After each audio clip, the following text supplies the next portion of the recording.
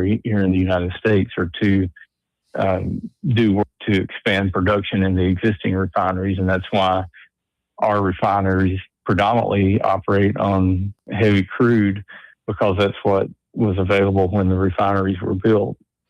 Yeah, I saw where we authorized a new refinery last week to be built. I guess that is just getting through the licensing and the permit part of this. Now they'll start actually building the infrastructure to open it up and start working on crude and turn it into products that are necessary.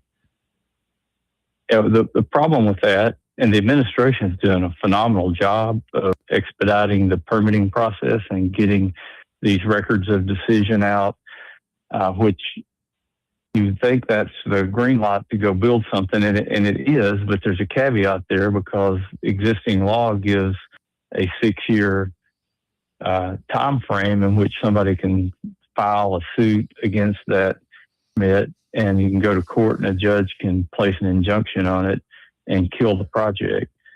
So anything that this administration approves can still be challenged in court and stopped by judicial order. That gets greatly abused, and it affects everything from energy to infrastructure. It drives our national debt up because things that are funded with public money like highways and roads and bridges and all that, it takes longer to build them, and the cost is up. So what we've got in the SPEED Act is we reduced that 6-year window on judicial review so that it's only 150 days. You have to have standing, which means you had to have been involved in the permitting process to go through the judicial review. And then we require the judges to remand the decision back to the agency if they found a problem with it, so that the problem can be fixed, rather than just issuing an injunction and stopping the project in its tracks. There's some exciting news happening this week. I know I've talked about this on your show before, but there's a copper mine out in Arizona. It was 2018 when I visited it, and it took them decades to get the permit for it.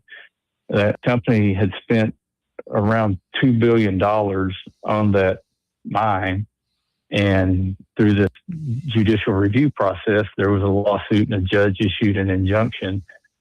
That was, 8 years ago.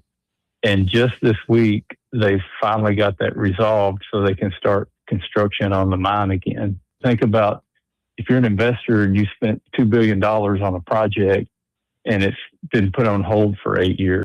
Think of what that does to your financial returns. And it's a deterrent to future investors if say we want to invest in mining or pipelines or whatever in the United States, because there's a good chance the court's going to shut us down and we're not going to be able to build our project. So that's why we're 90% dependent on China for rare earths and critical minerals, because we can't build new mines in a timely manner here. We can't process the material coming out of it.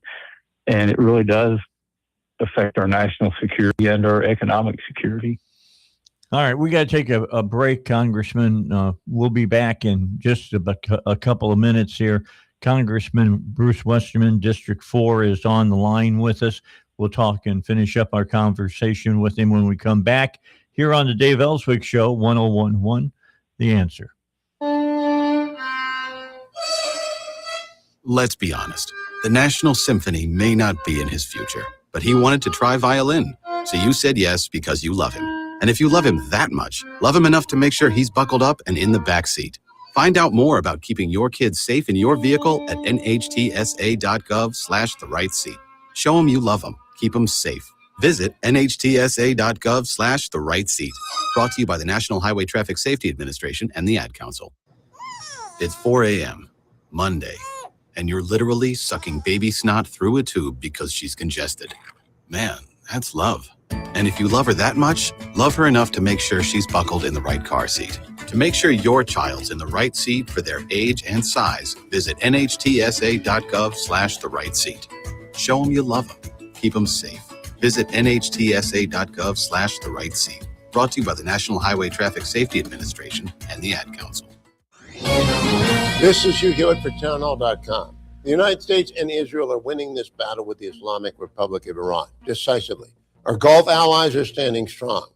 The cost has already been high, with at least the U.S. and IDF forces paying the ultimate price.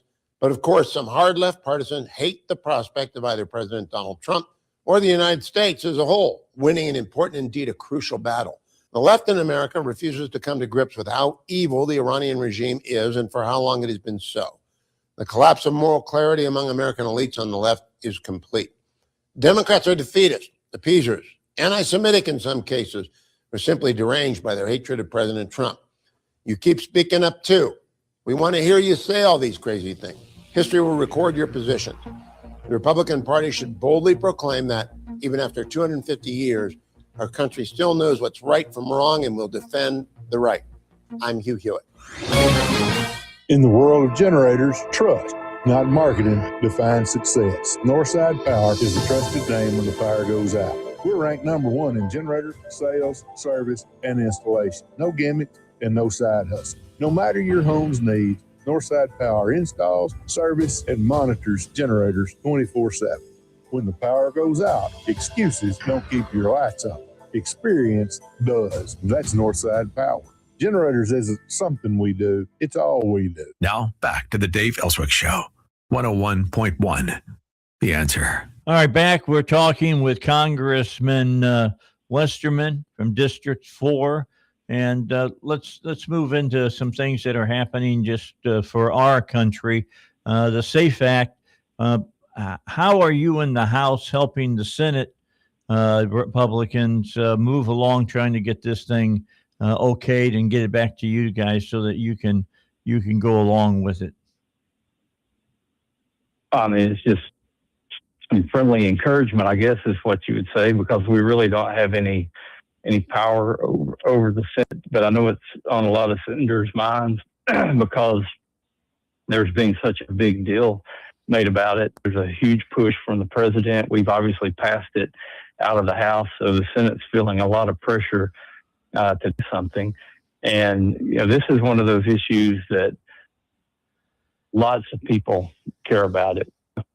I was at a leadership meeting with the speaker and some others a few weeks ago, and we were talking about plans going forward. And I said, a lot of constituents that I've talked to, a lot of people across the country, I said the only thing they want to talk about is the Save America Act. And people are saying, well, we passed it. I said, well, I don't think that's good enough. I think people are really honed in on this, as they should be, because it's such an important issue and it's so easy to communicate. And, there's polling out there that shows that like 80 or 90% of the population thinks you should have voter ID and should have proof of citizenship before you get your voter ID. Right. And the conversation kind of tapered off, and thought, well, I guess my colleagues aren't hearing the same thing I'm hearing about it. Then we go down to Florida last week, and President Trump comes out and says, I'm not going to sign anything else until the Save America Act's passed, because I think the president really has a good political pulse. He understands what really people fired up, and he's dug in on this. So it's got the Senate focused on how they're going to address the issue.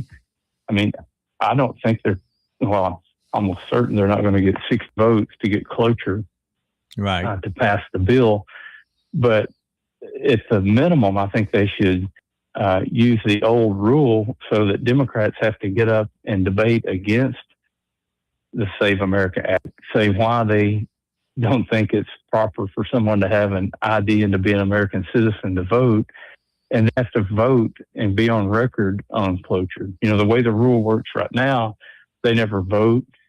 Nobody's on record. It just doesn't come up if they can't get agreement on cloture. Yeah, and typically you all float that out to see what the vote count. That's what the whip does, and he'll come back and tell the leadership, do we have the votes to get this or don't we? And if you don't, then you might as well not. And it's a lost cause unless you want to get them on record. And that's what I'd like to see y'all do. So get these Democrats on record saying that, oh, yeah, we're not worried about illegals voting after our party. Let, 10, 15, 20 million people waltz across our border and, being, in the United States. I think if those type of things get out, people will start looking differently at what you all are doing in the Congress. Right. And we do that in the House. We put bills on the floor and you have to vote. And if you don't vote, it's the same as a no. Mm-hmm. You can. So every Republican and every Democrat in the House is on the record on how they feel about voter ID and citizenship to vote. So I think what people are asking is, where's the Senate on this? And the Senate's always been able to, I hate to say hide behind the cloture rule, but the cloture protects them from having to take votes that they don't want to have to explain. And I think, I don't think there's any Republicans in the Senate would vote against the Save America Act. And the Democrats that oppose it, I think they should have to be on record opposing it. Yeah, even Murkowski might vote for that. I don't know. I don't know what she's going to do. I can't imagine, especially because there's a lot of Democrats think we should have voter ID. Yeah. And, we've got it in Arkansas. And to me, the elections run smoother now than they ever have. And you remember when we passed that through the state legislature, you had to have voter ID, and you would have thought the sky was falling. This was going to disenfranchise people. And every argument you're hearing now, they made in Arkansas when we did voter ID. Yep. But our elections run smoothly. We have results that night. You're not carrying on for weeks counting ballots like they do in these other states. They count them until they get the result they want, and then the election ends. Yeah, that's the way it works in the Soviet Union too. It's just, I'm beginning to believe that Democrats are just an arm of the old Soviet Union, to be honest with you, Congressman. But that's me saying that. That's not you. I'm not going to put it on you. U.S. Congressman Bruce Westerman, our guest this morning. Bruce, thank you very much for giving us the time, and we'll see you next week. See you, Dave. Have a great week. Okay, bye-bye now. Congressman Bruce Westerman, District 4. Congressman Crawford is up after the news here on the Dave Elswick Show.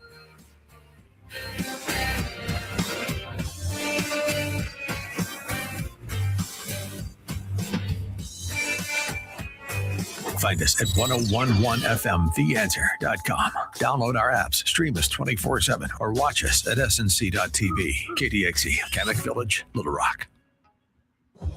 Breaking news this hour from Town Hall. Amit Thomason. Iranian state media is reporting an attack on facilities linked to its offshore South Pars natural gas field. Not clear whether Israel or the U.S. carried out the attack. President Trump says NATO making a very foolish mistake. He's not happy with the allies who refused to help the U.S. secure oil shipments through the Strait of Hormuz, where Iranian tankers have been moving through. About 90 ships, including oil tankers, have crossed the Strait of Hormuz since the beginning of the war with Iran. Maritime and trade data platforms report it's still exporting millions of barrels of oil at a time, when it says it closed the key waterway for vessels of the US and its allies. And analysts say Iranian oil export volumes remain resilient in the Strait, the so-called dark transits, evading Western sanctions that likely have ties with Iran. More recently, vessels with ties to India and Pakistan have also successfully crossed the Strait. I'm Charles de Ledesma. Another senior Iranian official has been taken out by Israel. Iran's intelligence minister, the third high-ranking Iranian official to be killed in 2 days. Senate Republicans pushing ahead to advance an election integrity bill. The Save America Act includes a couple couple of key components, which is citizenship to be able to register to vote in this country. And the second component is that you actually have to show an ID to vote in this country. We think those are both things that are overwhelmingly popular all across this country, no matter what your political party is. Senate Republican leader John Thune, wholesale inflation staged a comeback last month. Producer prices up 3.4%, the biggest jump in a year. And on Wall Street, Dow futures down 167. More on these stories at townhall.com. The following is a real-life story from Trinity Debt Management. I had a lot of credit card debt and it stressed me out. But what I thought was a solution turned out to be a problem. I kept hearing ads about debt settlement that seemed too good to be true. And actually, it was. When I called, they told me to stop paying my bills. That didn't sound right to me at all, so I hung up. Later, I found out that debt settlement is bad, real bad. Then I learned that there is a right way to pay off your credit cards. It's called a debt management program from the great team at Trinity. Trinity had a plan. In the end, I paid off my bills, I saved thousands, and I even improved my credit score. If credit card debt has you down, call Trinity at 1-800-990-6976. My name is Heather. Please forget debt settlement and remember Trinity Debt Management. 1-800-990-6976. Ukraine's wartime leader tells British lawmakers that Russia and Iran have something in common and that both are terrorist regimes. One war is just weeks old, another more than 4 bitter years. But President Zelensky is worried that conflict in the Middle East means a shortage of missiles that he needs to keep fighting Russia in Ukraine, worried that the United States is absorbed by conflict with Iran, delaying negotiations that might eventually bring war on the edge of Europe to an end. But candid in his view that President Trump's only priority is to stop that war, not to defend the smaller country Ukraine from its aggressor Russia. And that's the BBC's Laura Koonsberg. Italy's most popular tourist destination, the Colosseum, has a bright new look following restoration using the same travertine marble of ancient Rome, recreating parts of columns from 2,000 years ago. Townhall.com. Well, something tells me we're not quite getting the full story about this rather unusual occurrence. An underground pipe has risen 32 feet out of a street in Osaka, Japan. The steel pipe raised up overnight, unseen by any witnesses. Construction leaders say the pipe has a diameter of more than 11 feet. It has now been lowered back toward the ground after firefighters cut a hole in the metal. Officials say cutting away the remaining pipe will cause a road closure for several more days. And right now, engineers are scratching their heads. They don't know how it happened. Jason Walker reporting. A new U.S.-Indonesia trade pact aligns the South Asian nation's resource wealth and energy future more closely with America's. Don't miss out on the latest news. Operation Epic Fury is here, and we're giving you the inside information. Make sure you're listening for all the details on Operation Epic Fury, right here on 101.1 The Answer, where Little Rock comes to talk. 101.1 The Answer. Weather. It will be a bit warmer today, high of 68, but it's still going to feel cooler than that with the wind chill. 42 tonight, then sunshine and 79 for tomorrow.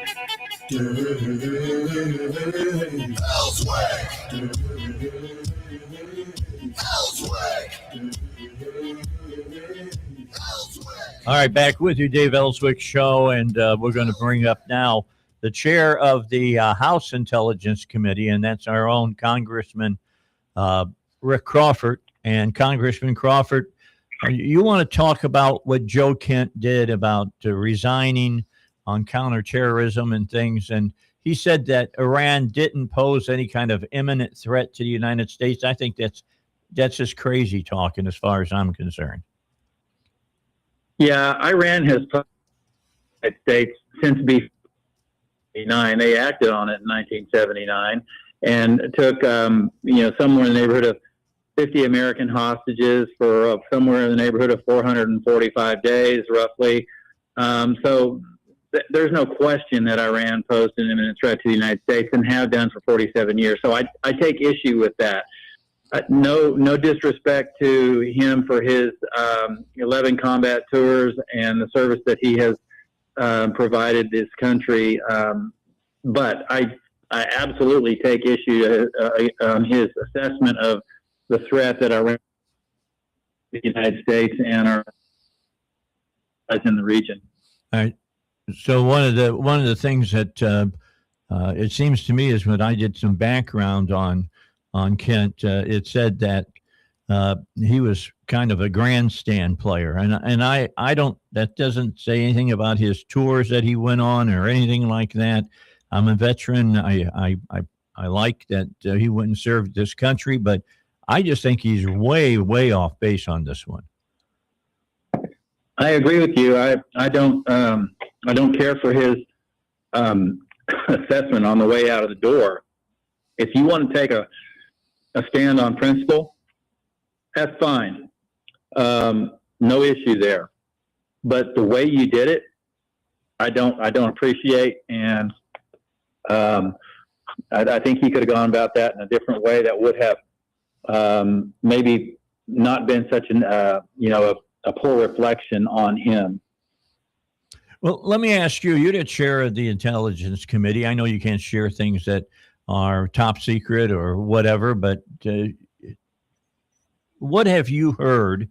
You don't have to give specifics, but do you believe that the president was right in doing what he's done in Iran now because they are an imminent threat to this country? Absolutely, I think he did the right thing. In fact, I think Ronald Reagan did the right thing in 1988. The problem is he didn't do enough at the time. That was an opportunity to really have shut down the Iranians, and I mean he took I think the appropriate action back then. The problem was he just didn't go far enough to totally defang the Iranian regime at that time. And had he done so, who knows? I mean, there might not have been a 9/11. We don't know. But, I mean, the reality is that Iran was and is the largest state sponsor of terror in the world. And, we shouldn't wait around for them to, take further action beyond what was already demonstrated in, strikes against Israel, obviously, but their proxy network, the Hezbollah, Hamas, the Houthis, others. I think you could probably say that ISIS was also a proxy, although they weren't necessarily formally aligned with Iran. But I mean, what we know is over the course of the last 20 odd years or longer, that Iran has provided a safe space.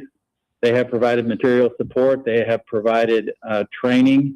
They have provided all kinds of support to terror networks across the world. And if that's not an imminent threat to the United States, what is? I mean, you go back through history and look at what's happened since 1979. You had the Beirut bombing of the American Marine barracks. You've had the Khobar Towers bombing in '96. You've had other strikes, the USS Cole.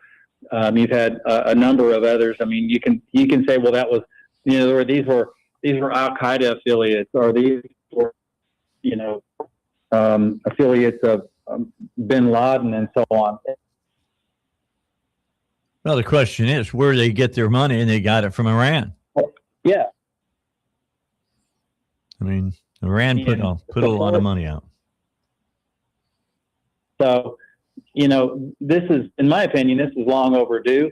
I'm actually glad to see that the president took the action that he did, and it's about time the Iranians have been brought to heel.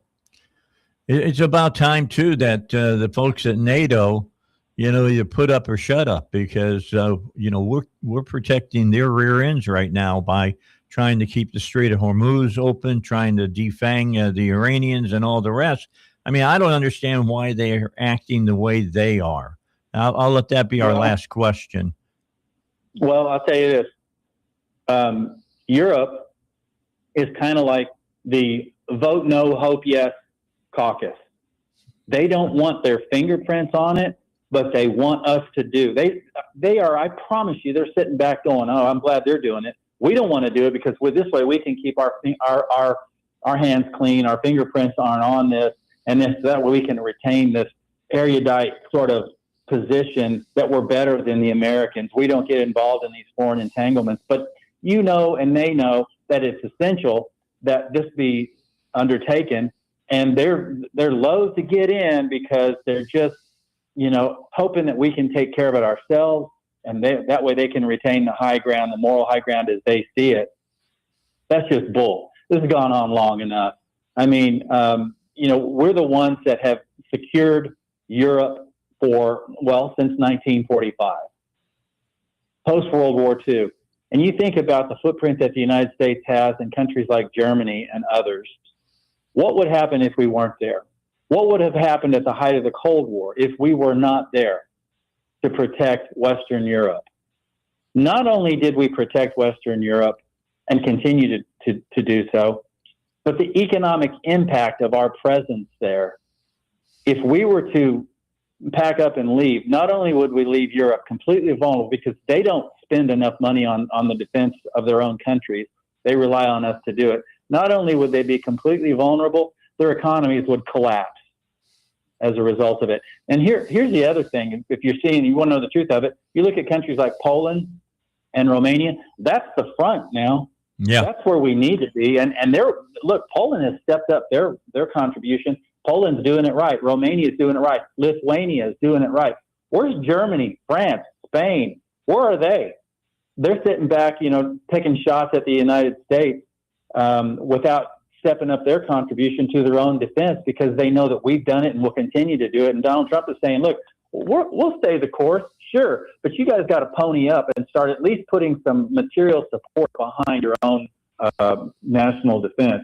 And, at some point in time, we may just reposition our assets in Germany to, countries that are more serious about it, like Poland, like Lithuania, like Romania and others that are absolutely committed. And, I would love to see Germany change their position a little bit. And Spain, don't even get me started on Spain. The nerve that they have, when we provide all kinds of security to Spain, and yet they're telling us we can't even take off and launch missions because they don't support the effort that we're engaged in. That's ridiculous. How much do you think that the migration of Muslims into Spain, into France, into the UK has played an effect on what they say and what they do? Well, they are trying to take over Western civilization, and we all know that. They don't want to say it for whatever reason. I don't think that, you can't view your own national security through the lens of political correctness anymore, but that's exactly what's taking place. UK is gone as we used to know it, and I lived there as a kid, and I'm a big Anglophile. I love Great Britain. Mm-hmm. And I still get up on Saturday mornings and watch Premier League soccer. I'm a big fan. I love England, but my gosh, they have got to wake up and smell the coffee because they are being overtaken. Their culture, they're being robbed of their culture. And that's pretty much all of Western civilization. If we don't do anything, the Muslim population will take over Western civilization as we know it. And of course, that's their game. And I'm sorry, I'm just not going to apologize for that. We're seeing it right before our eyes. And unfortunately, we're starting to see it in the United States, where you start to see these communities, these enclaves that are invoking Sharia law over the United States Constitution. We just absolutely cannot have that. I agree with you 100%. I promised them we'd get you out of here early, so we'll do that for you. We understand you got things to get to. Congressman Rick Crawford from our 1st District here in Arkansas, thank you for your time and thank you for your service. You bet. Thank you, Dave. Talk to you later. All right, Rick Crawford here on the Dave Elswick Show. He's right about Europe. Surely you can see that. Surely you understand. I know, don't call me Shirley. I was just getting ready to say. I know that's going through people's minds. I was just getting ready to say, don't call me Shirley. Yeah, here's the key, all right? he's right.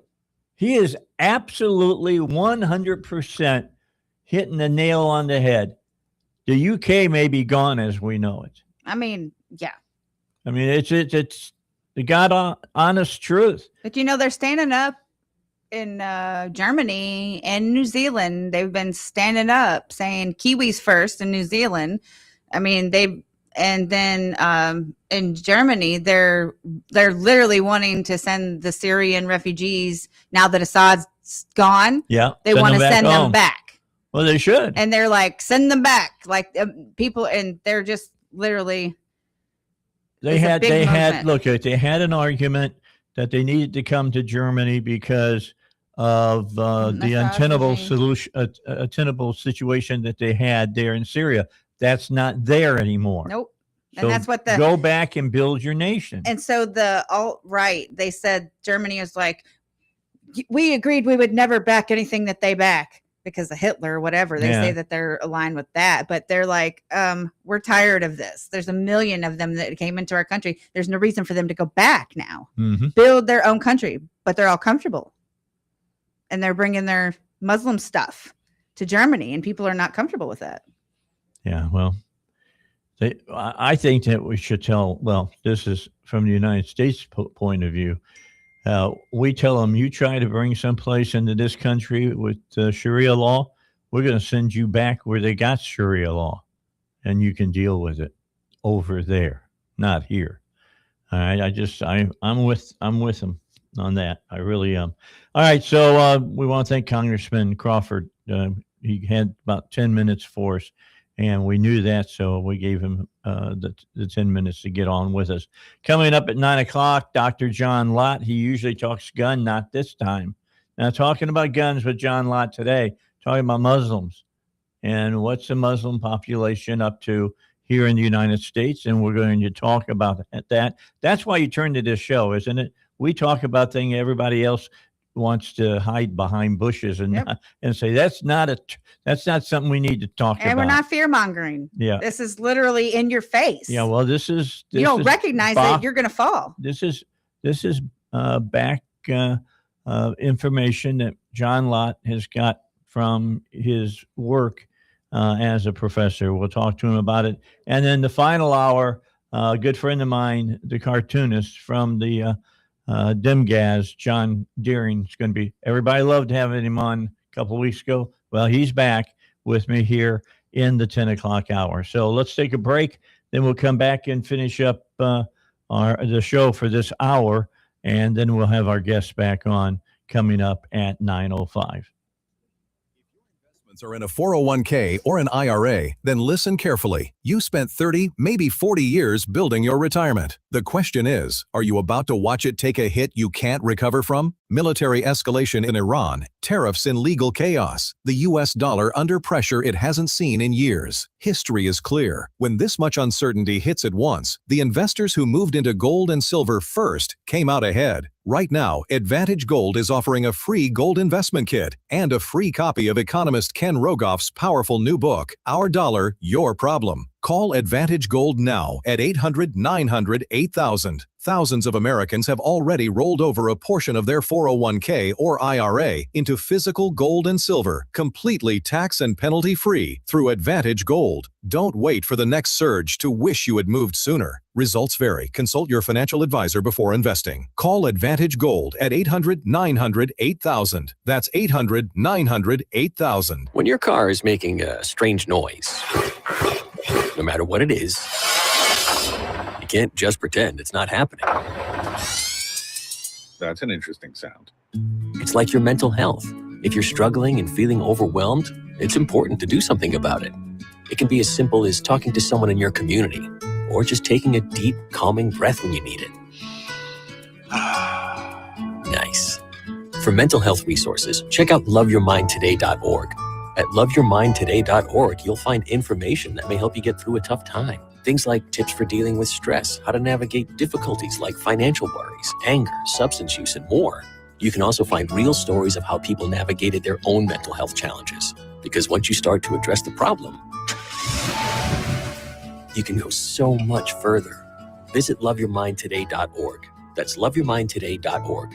Brought to you by the Huntsman Mental Health Institute and the Ad Council. Concerned about market risk? I'm Ferenc Toth, host of the Your Personal Bank Show. The S&P 500 valuations are higher than at any time ever recorded in stock market history. This includes 1929 and 1999. Annuities and Your Personal Bank offer unlimited upside with no downside risk. Tune in to the Your Personal Bank Show Saturdays at 1 p.m. or contact Ferenc at yourpersonalbank.com. The Your Personal Bank Show Saturdays at 1 p.m. on 101.1 The Answer. The Dave Elswick Show is back. 101.1 The Answer. I don't know if you saw this particular story today or not, but Cuba's national power grid absolutely collapsed yesterday, and the entire island went dark. Wow, I did not see that. Yeah, Cuba's electrical grid suffered total failure Sunday, plunging the island of 11 million people into darkness as the communist regime faces mounting pressure from U.S. economic sanctions and spillover from the Iran war. That's from the Associated Press. I feel so bad for the people there, though. Oh, yeah, I do too. They don't, like, they can't They even, just want to live in peace, you know what I'm saying? They don't even have decent cars. They have 1950s cars. I Like, know. it's crazy. Which is kind of cool that if you get a chance to go over there, you see cars that. But you know that you can with get the a cup of fins. coffee for 5 cents, though. Yeah, well, when it's crazy. The Minister of Energy and Mines posted on X. He said it was a complete disconnection of the country's electrical system, and said it was investigating, noting there were no failures in the units that were operating when the grid collapsed. More from the Washington Times. Blackouts are not part of the daily life of Cubans. Well, they're now part of it, who in recent months have grown accustomed to outages that in some regions can exceed 20 hours a day.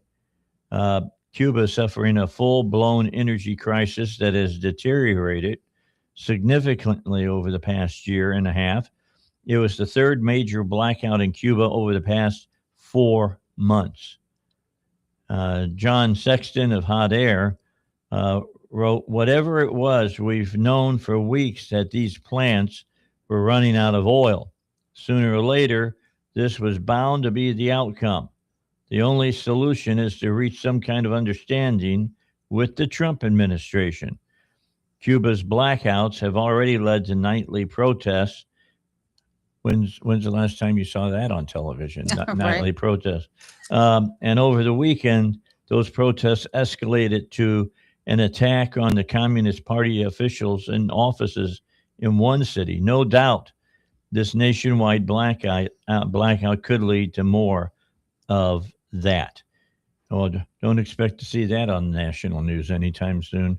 I mean, Fidel Castro and Cuba have been their darlings since the late 50s. Mm-hmm. They look away. They look away whenever you get a chance to take a look in those jail cells, and you find all the political prisoners that they have in them, and that the Cuban government has done. I'm going to make a TikTok video for us, and I like those videos that people put up, and they got like the placards, and it says something on it, and then they drop one, and then the next one says something else about it, and you go through them all, and then at the end it's got the piece of paper, and they just write stuff. Yeah, I want to do that, but I want to do it with all the socialist garbage that a lot of the college kids believe, and now it's getting down into the high schools because of the teachers not teaching things that they should be teaching about, and do that. And then at the end, I want to have one that just says, just read some history. Yeah, that's all you have to do. That's it. That's all you got to do is look at history, and none of them have ever survived. They're like, oh, this communist thing is a great idea. Yeah. Really? Everybody gets what they need. Yeah. Well, I'm sorry. It doesn't work that way. Nope. It does not work. And if you want to complain about it like you do here, They put you in the hoos cow and they do throw away the key there. You're going to spend all your time in a, maybe 10 by 10 cell, maybe less, maybe a big cell. Maybe you'll be in a 40 by 40, but you got 70 people in there as well. That's craziness. How people think that that's going to be better. Well, of course, but it's because it sounds better. Because these teachers that have no clue. Better. These teachers talk about like, if only we could do it this way. It's like, they go by what my shirt deals with today. You know, I always have messages on my shirt a lot of times.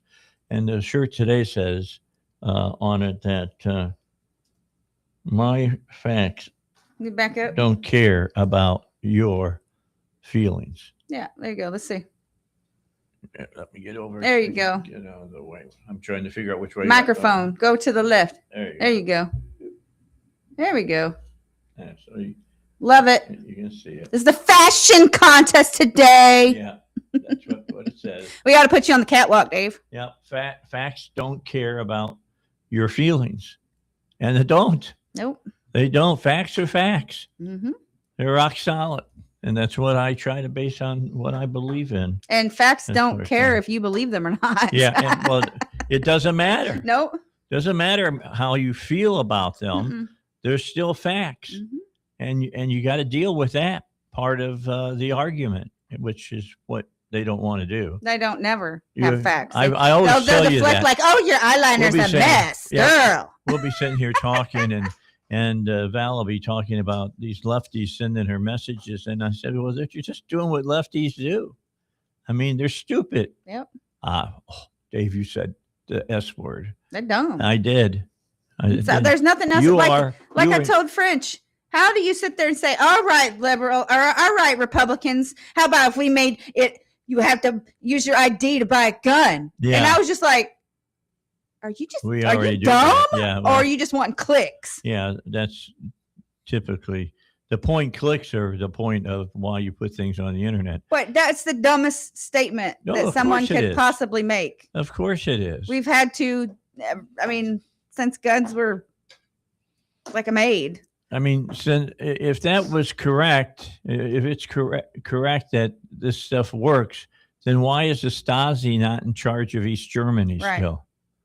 You know how much they were in charge of East Germany? They literally had every phone tapped. And that was who? Who was in the KGB back then in control of all that? Yeah, it was Putin. Yeah, he was part of that. Yep. There's no doubt about it. In the 80s, Putin was around. Kind of like Hillary Clinton being around since Nixon. She worked on the Nixon impeachment. I know. That's crazy. I got to laugh about her. Because did you see her big thing now that she's been talking about? We can't just have open borders. Have you seen that? No. Now, all of a sudden? Yeah, really? All of a sudden now we can't have open borders. So back when Bill was when Bill was pushing for borders, everyone was quiet except for Republican. You know, we wanted it too, but you know, and then they flip flopped when Obama and Biden let that open, and now they're back again. All right, let's get to the news. That's up next. SRN News, I'm Rich Thomason in Washington. Qatar is blaming and condemning Israel for an attack on an offshore natural gas field that it shares with Iran. The Iranian side of that facility, the South Pars field, is now on fire. Iran has launched multiple attacks on its Persian Gulf neighbors. Israel attacked as well. 2 people killed near Tel Aviv. Israel has hit Lebanon. Strikes, it says, targeted Iran-backed Hezbollah terrorists. President Trump is applauding the Senate's vote to start debate on the Save America Act, the election integrity bill requiring photo ID and proof of citizenship to vote. Senate Republican leader John Thune says ID is required pretty much for everything else. The GOP-led House committee has subpoenaed Attorney General Pam Bondi to answer questions about the Jeffrey Epstein investigation. Stocks starting off the day in the red. This is SRN News. A Social Security update. 70 million Americans collect Social Security benefits today, and millions more will join soon. Now, a new study finds 70% of Americans don't get the full benefits they deserve. But recipients can use simple strategies to boost Social Security benefits by as much as $188,000 over a lifetime. Social Security expert Michael Allen says it's true and reveals 5 key strategies to increase your benefits. It's all in his free special report. Newsmax calls the report your best guide for bigger Social Security benefits. Whether you're getting benefits or soon will, you need the Social Security report. Get it free. Call 800-999-9690. 800-999-9690. We'll text it to you right away, along with President Trump's act cutting your Social Security taxes. Call now, 800-999-9690. 800-999-9690. Text and data rates may apply. Did you hear Congressman French Hill on the Dave Elswick Get to Show? the bottom of how we can reduce the waste, fraud, and abuse at HUD, increase the oversight of public housing agencies around the country, which will produce better housing results, safer conditions than our tenants across the country are seeing, including right here in Little Rock, where we've had, and North Rock, where we've had just recently, catastrophic outcomes in the Section 8 voucher tenant rental program with bad landlords that are not properly being overseen by the Housing Authority or HUD. How do these landlords get repeatedly approved for accepting federal HUD voucher programs when they offer terrible housing conditions and the worst sort of oversight? And that situation over near Shorter College last year that Mayor Hardwick dealt with was just horrific. It is a management issue and a capital expenditure issue. And does the federal government, through the Section 8 program, is it even functioning right? Don't miss Congressman Hill, Wednesday mornings at 7 on the Dave Elswick Show, 101.1. The Answer. You served behind the desk. You served in combat. You did 4 years and got out. You were drafted. You gave 20 years. You gave exactly what your country needed. And so did you. When you raised your hand and swore an oath to your country, when you put your name on a dotted line, you became part of only 1% of Americans who did the same. You are a veteran. You are a veteran. You are a veteran. Because no matter when, where, or how you served, you made a sacrifice for your country, and you deserve support. If you're struggling with life after service, don't wait. Reach out. Reach out to a loved one, to a fellow veteran, to VA. Find resources at va.gov/reach. Brought to you by the United States Department of Veterans Affairs and the Ad Council. The conservative voice of Arkansas, the Dave Elswick Show on 101.1. The Answer. Okay, back with you here on the Dave Elswick Show. John Lott is up next here on the show. He's got an article out. You'll find it on X.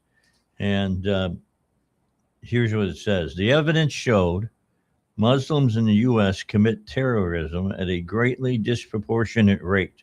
The data also contradicts claims that whites or right-wing white supremacists pose the primary terrorist threat. I could have told them that. I mean, they could have saved their money, but, you got to have facts, too. And that's what John gets for us.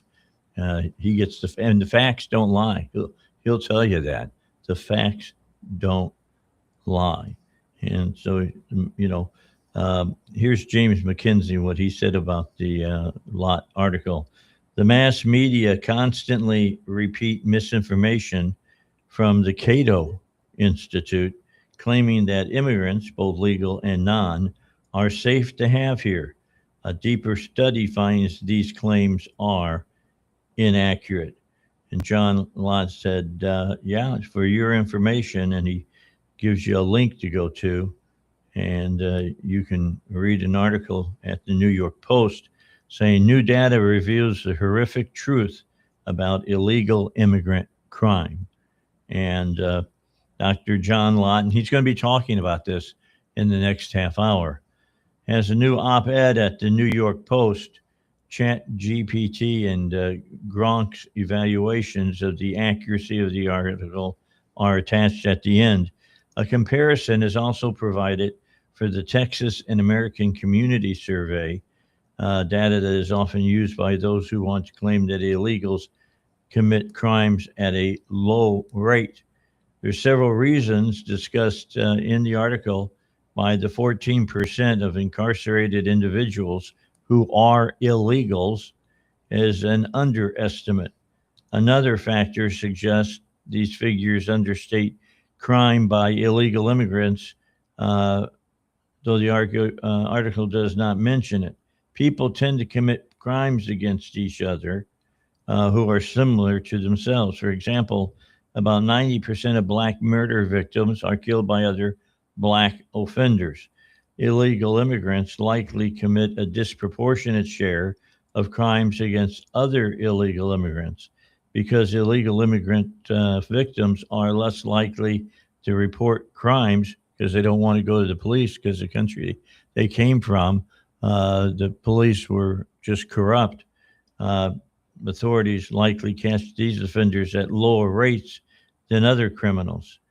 Activists claims that illegal aliens commit crimes at lower rates than native-born Americans may appear convincing, but new data from New York shows those here illegally commit crime at a rate much higher than their share of the state's population.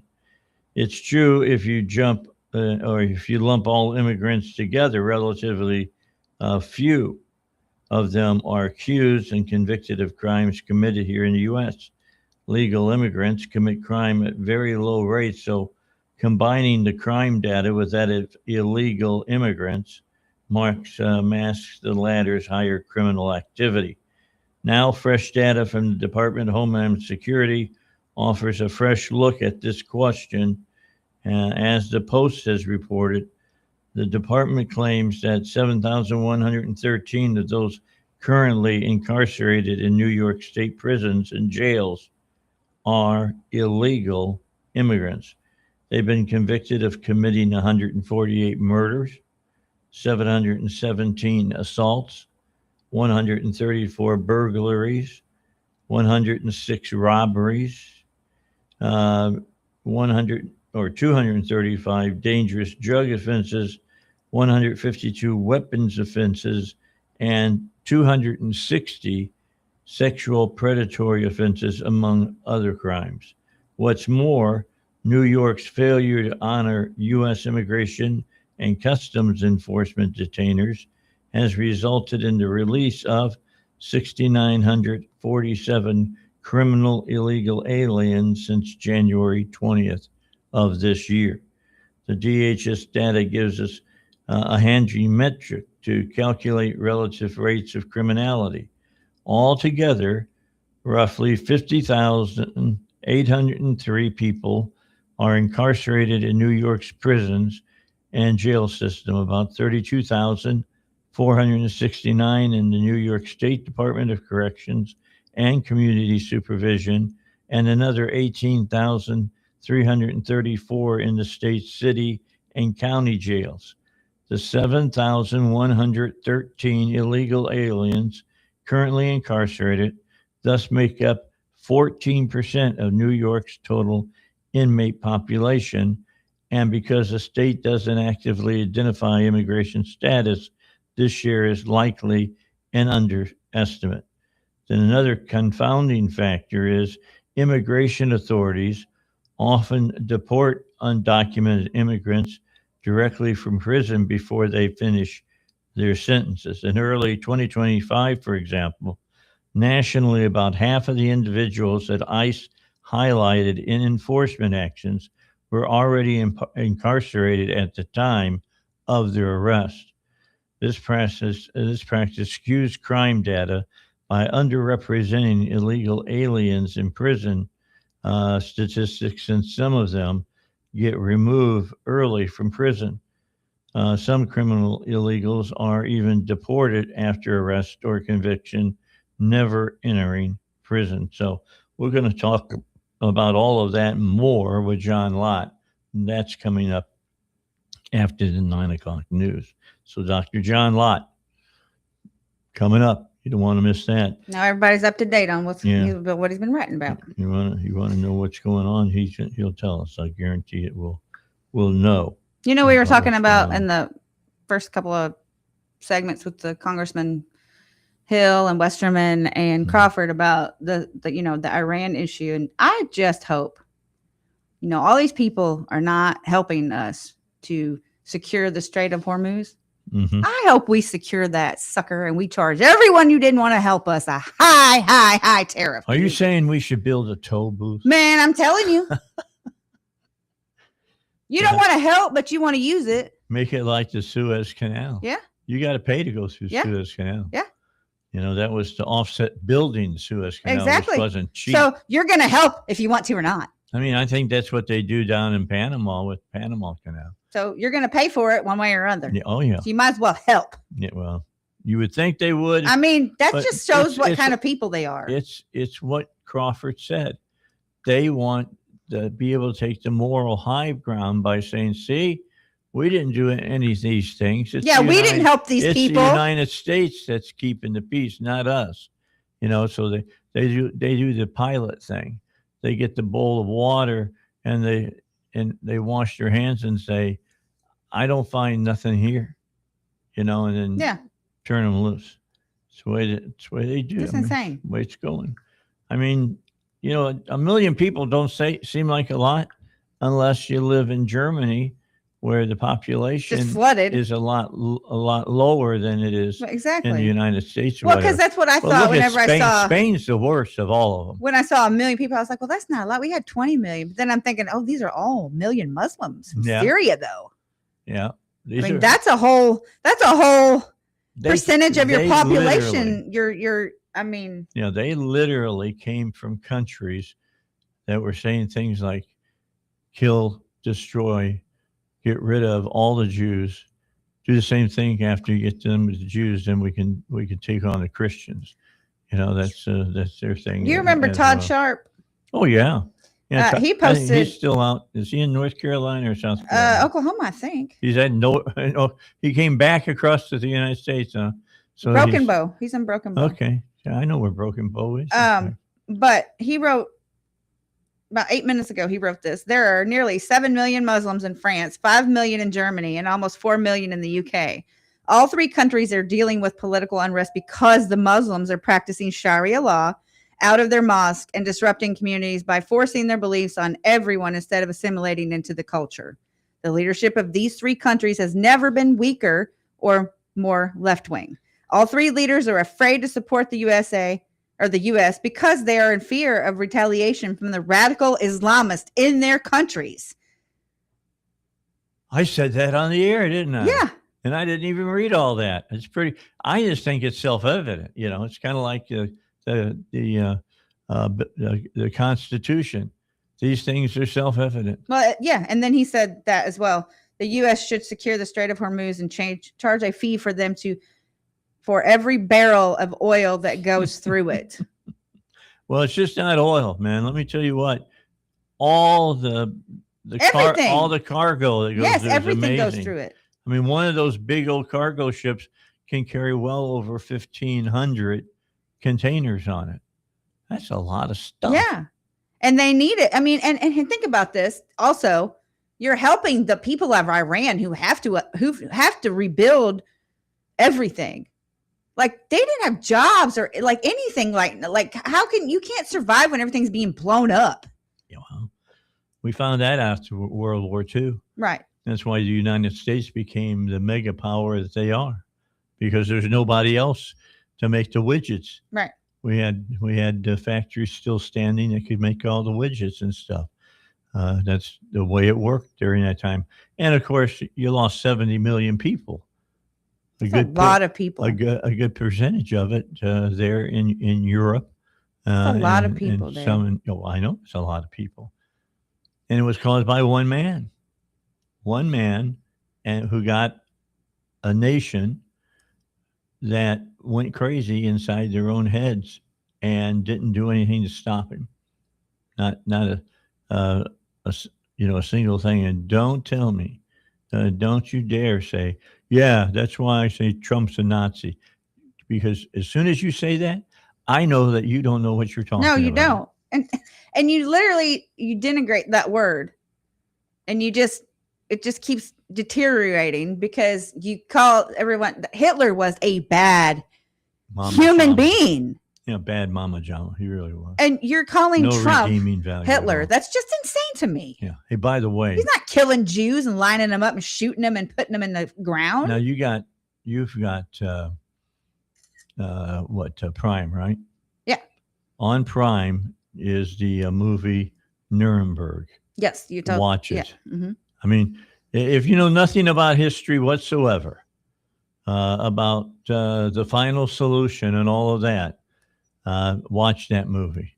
It's a great piece But of how work. can you expect people to learn about history when they don't even remember 3 years ago when gas was $139 a barrel? Yeah. You know what I'm saying? Like, you're literally talking to people who don't even know what 3 years ago was like. I heard They are literally in denial. Burgum said today that once the Iranian situation is taken care of and things calm down, that oil will drop to $50 a barrel. Yeah, that would be nice. $50. So whatever you see at the pump, half it. That's what it is. We're heading towards. That's about $1.50 a gallon. I could get into that real easy. I do a lot of traveling, to be honest with you. But bottom line is that that's where we're at right now. We knew things were going to go up because to get rid of Iran and get them out of the production chain and everything, you got to destroy everything they got about.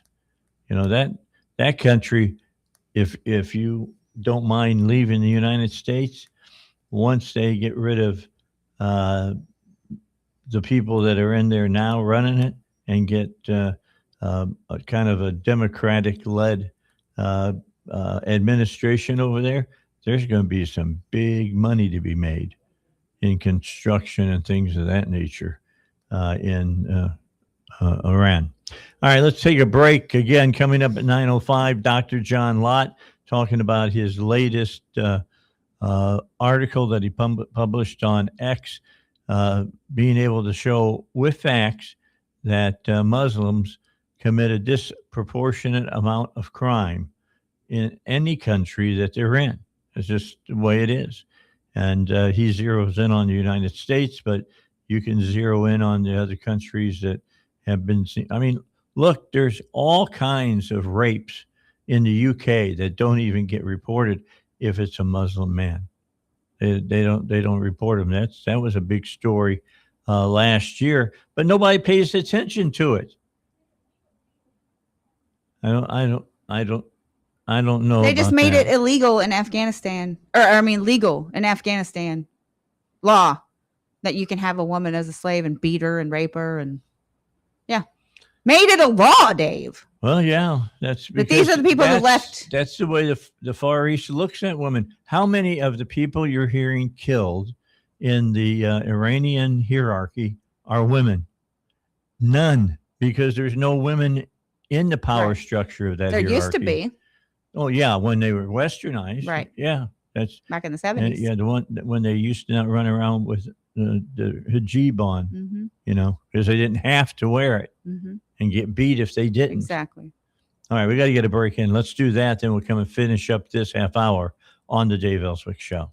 America is at a tipping point. To ensure we stay the land of the free and home of the brave, you need to be informed and engaged. That's why we're here. 101.1 The Answer, where Little Rock comes to talk. Let's be honest. The National Symphony may not be in his future, but he wanted to try violin. So you said yes because you love him. And if you love him that much, love him enough to make sure he's buckled up and in the back seat. Find out more about keeping your kids safe in your vehicle at nhtsa.gov/the right seat. Show him you love him. Keep him safe. Visit nhtsa.gov/the right seat. Brought to you by the National Highway Traffic Safety Administration and the Ad Council. It's 4 a.m., Monday, and you're literally sucking baby snot through a tube because she's congested. Man, that's love. And if you love her that much, love her enough to make sure she's buckled in the right car seat. To make sure your child's in the right seat for their age and size, visit nhtsa.gov/the right seat. Show them you love them. Keep them safe. Visit nhtsa.gov/the right seat. Brought to you by the National Highway Traffic Safety Administration and the Ad Council. Did you hear Congressman Bruce Westerman on the Dave Elswick Show? Yeah, and I think if I'm reading the president right, we were with him Monday, and I don't see an appetite for us to put boots on the ground in Iran. I don't think the president's going to come out and say one way or the other, because that weakens his position to say that. But I see it where he's going to meet the objectives, and then the Iranian people will have the option whether they want to fight for their government or have another despot in there building the regime back. But you make an important observation there, Dave. The Iranians started shooting missiles at their neighbors just like a caged animal or something, just going after anybody that was around. And I think that's really soured the neighboring countries on Iran. So they're in a very bad spot. Don't miss Congressman Westerman, Wednesday mornings at 7:30 on the Dave Elswick Show, 101.1. The Answer. We bring you the biggest news stories of the day, not to tell you what to think, but to allow you to have the most information so you can make up your mind.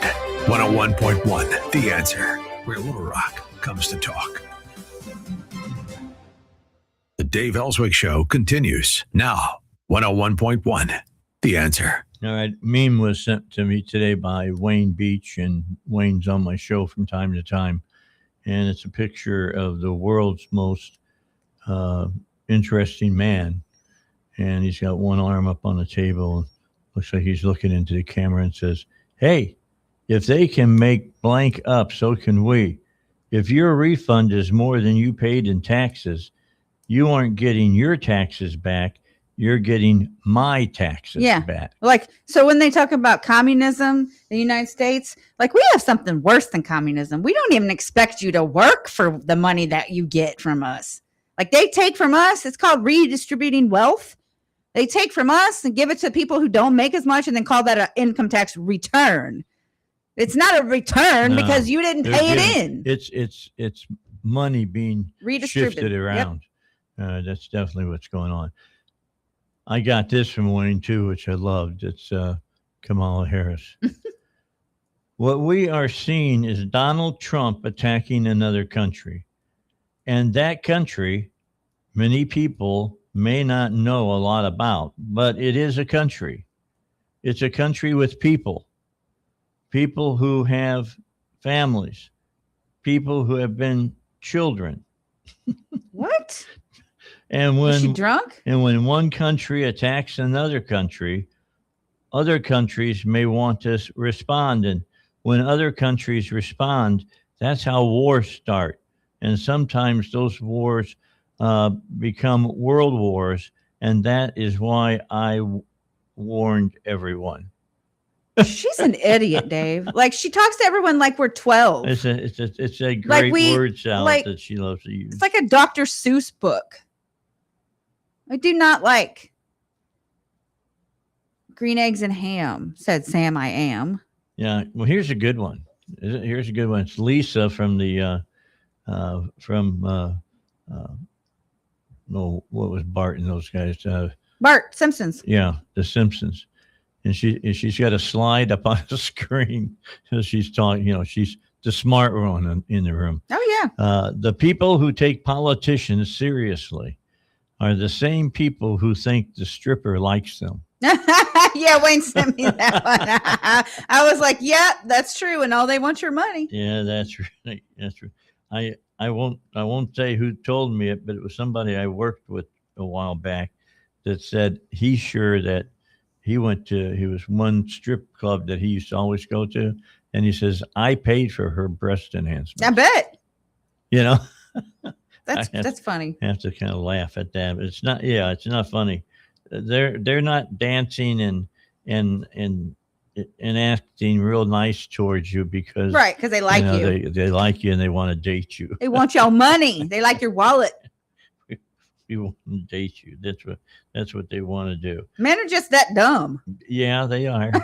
I will admit that there's a question mark in my mind about why you go to a strip club. I mean, seriously. I'm not saying I've never been to one, but normally I've been to one. I'm going because it's some bachelor's party or something. I went like because that. I was bored about 10 years ago. And my girlfriend, she was like, let's go check it out and see what it's like. So we went. Oh, and then I went to another one after a Misfits show in Sauget. So that was about 25 years ago. We, Michael Graves and Jerry Only and Chud they all went, and we met them afterwards, and they asked us if we wanted to come over there with them. And the funniest thing, the Misfits, the Misfits, right? Yeah, I mean, right. Look, they're behind the bar. Michael's been on my Yes, show. Michael used to live here. Yeah. Yes. So that's how I met Michael. It was about 25 years ago in Sauget, Illinois at Pops, at the strip club next door to Pops. But look, Michael had a beer or two, but Chud, Doyle, and Jerry were behind the bar making their smoothies, their green tea smoothies. Being careful. Yeah, no, they didn't care. They were just utilizing the bar stuff. It was hilarious. I'll call Michael and see if he'll join. Oh yeah, yeah, that'd be awesome. Yeah, he's a great guy. I got a great story. I'll tell you about Michael. Michael Graves is who Dave's talking about. Michael Graves. When he he used to be here. Yeah, when he performed, he used to make himself look like a skull. Mm-hmm. He was the best front man, I think. He was, besides Danzig. Yeah, he was good. Danzig was awesome too, but they're different. Danzig had a very distinctive voice. Michael did too, though. But here's the key. I got to know Michael really well, so I said, you ever had fried catfish? And he hadn't. He was in New Jersey. He's from New Jersey. I know. So I took him out to Cabot to have a fish dinner, fried catfish, the little dough balls, that you get, and everything else. And people got used to seeing me there because Uncle Dean's was one of the best places to get catfish. They're no longer in business. And I walked into Uncle Dean's, and it's just a typical down home, good old boy place. Farmers. And Michael's got his hair all tied out in cornrows and everything. And he walks in with me, and you're hearing all the people were talking and jabbering with each other. And we walked in and just went dead quiet. That's awesome. And I said, "Hey, everybody, this is Michael Graves, good buddy of mine. Come on up and meet him or whatever." And everybody went right back to eating their catfish. Yeah. Well, Michael's Dave awesome likes dude. him. He's a great man. Yeah. He really huge really libertarian. Love him to death. I should get a hold of him and get him back on. It's crazy though, because I had the biggest crush on him. When he first started with the Misfits, I was like goo goo gaga. Even with my husband there, I ran. I was like, Michael, and that's how we met. But after that, I just got to know him, and I don't really have a crush on him anymore. But he was just an awesome dude. Big time conservative. Yes. He's just an awesome dude. He's married. Oh, yeah. Well, I don't think he is anymore. Oh, that's right. They got divorced. I think they got divorced. Maybe we should give him a call. No. There you go. Let's take a break, and we'll be back with Dr. John Lott. Bye.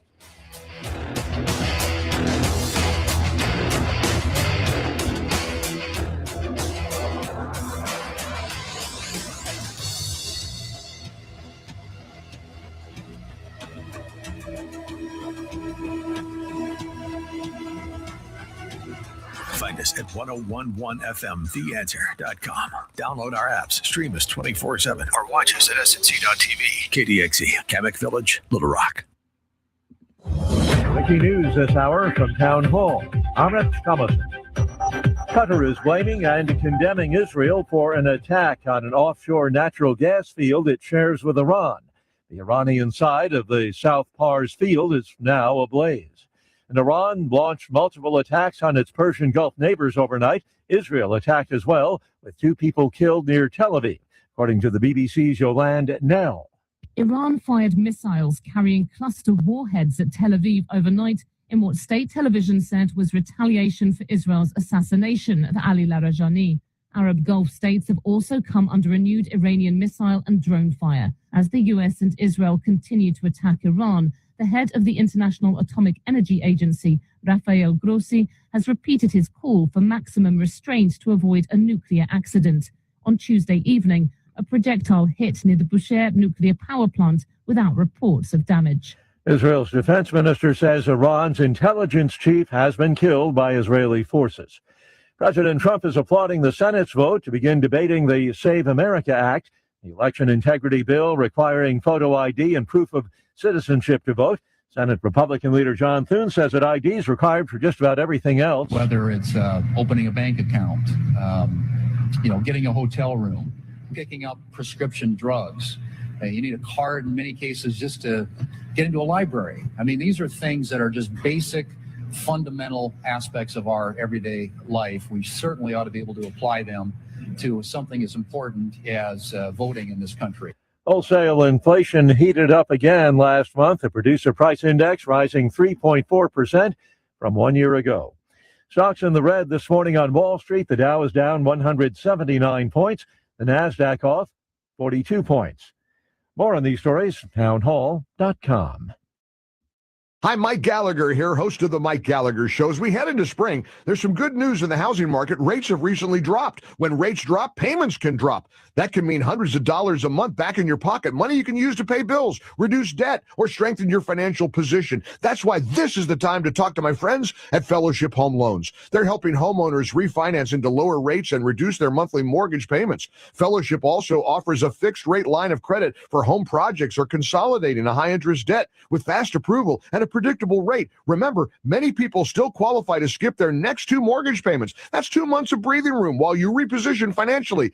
I've used Fellowship personally. I trust these guys. Before you make your next move, go to fellowshiphomeloans.com/Mike G, fellowshiphomeloans.com/Mike G, or call 800-510-MIKE, 800-510-MIKE. Fellowship Home Loans, mortgage lending by the book. Nationwide Mortgage Bankers, DBA Fellowship Home Loans, Equal Housing Lender, NMLS number 819382.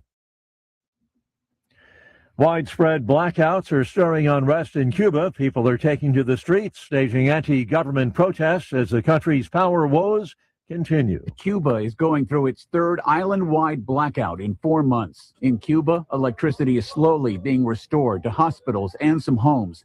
But officials warn the crumbling power network could fail again. In Havana, Dalba Obedo said the power outages are driving me crazy. Last night, I fell down a 27-step staircase. Now I have to have surgery on my jaw. I fell because the lights went out. After the U.S. ouster of Venezuela's leader, vital oil exports to Cuba have stopped. Ed Donahue, Washington. President Trump says Cuba is in very bad shape, adding we'll be doing something with Cuba very soon. Secretary of State Rubio says the current government in Havana incapable of addressing Cuba's economic problems. Townhall.com. The robot umpire system for overturning ball and strike calls going to be used in the majors this season. The abbreviation for the setup is ABS, but the most important letters might just be SIZE, as in the strike zone for some of the game's tallest players. The top and the bottom of the strike zone for baseball giants have long been 2 areas for umpires. But the ABS system provides an opportunity for a closer look, and there are some big dudes in baseball. San Francisco Giants rookie Bryce Eldridge is 6'7.5". The Yankees' Aaron Judge stands 6'7", but many swear he's closer to 6'9". Jason Walker reporting. Venezuela has won the World Baseball Classic for the first time.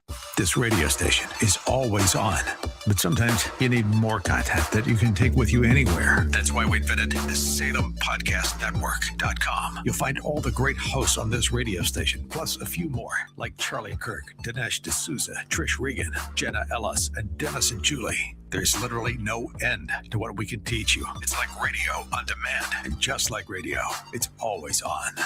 Go find out what you're missing. Download the app, SalemPodcastNetwork.com. 101.1, The Answer.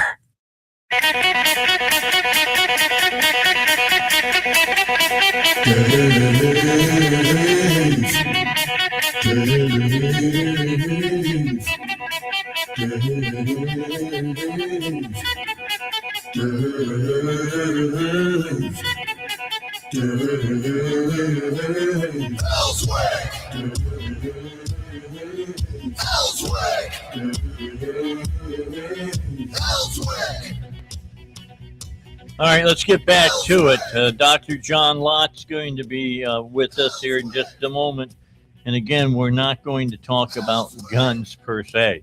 That's what he's well known for, is his studies that he's done about gun usage and, concealed carry and open carry and all the different ramifications that you have with guns. But now he's turned his attention to something that people have been saying.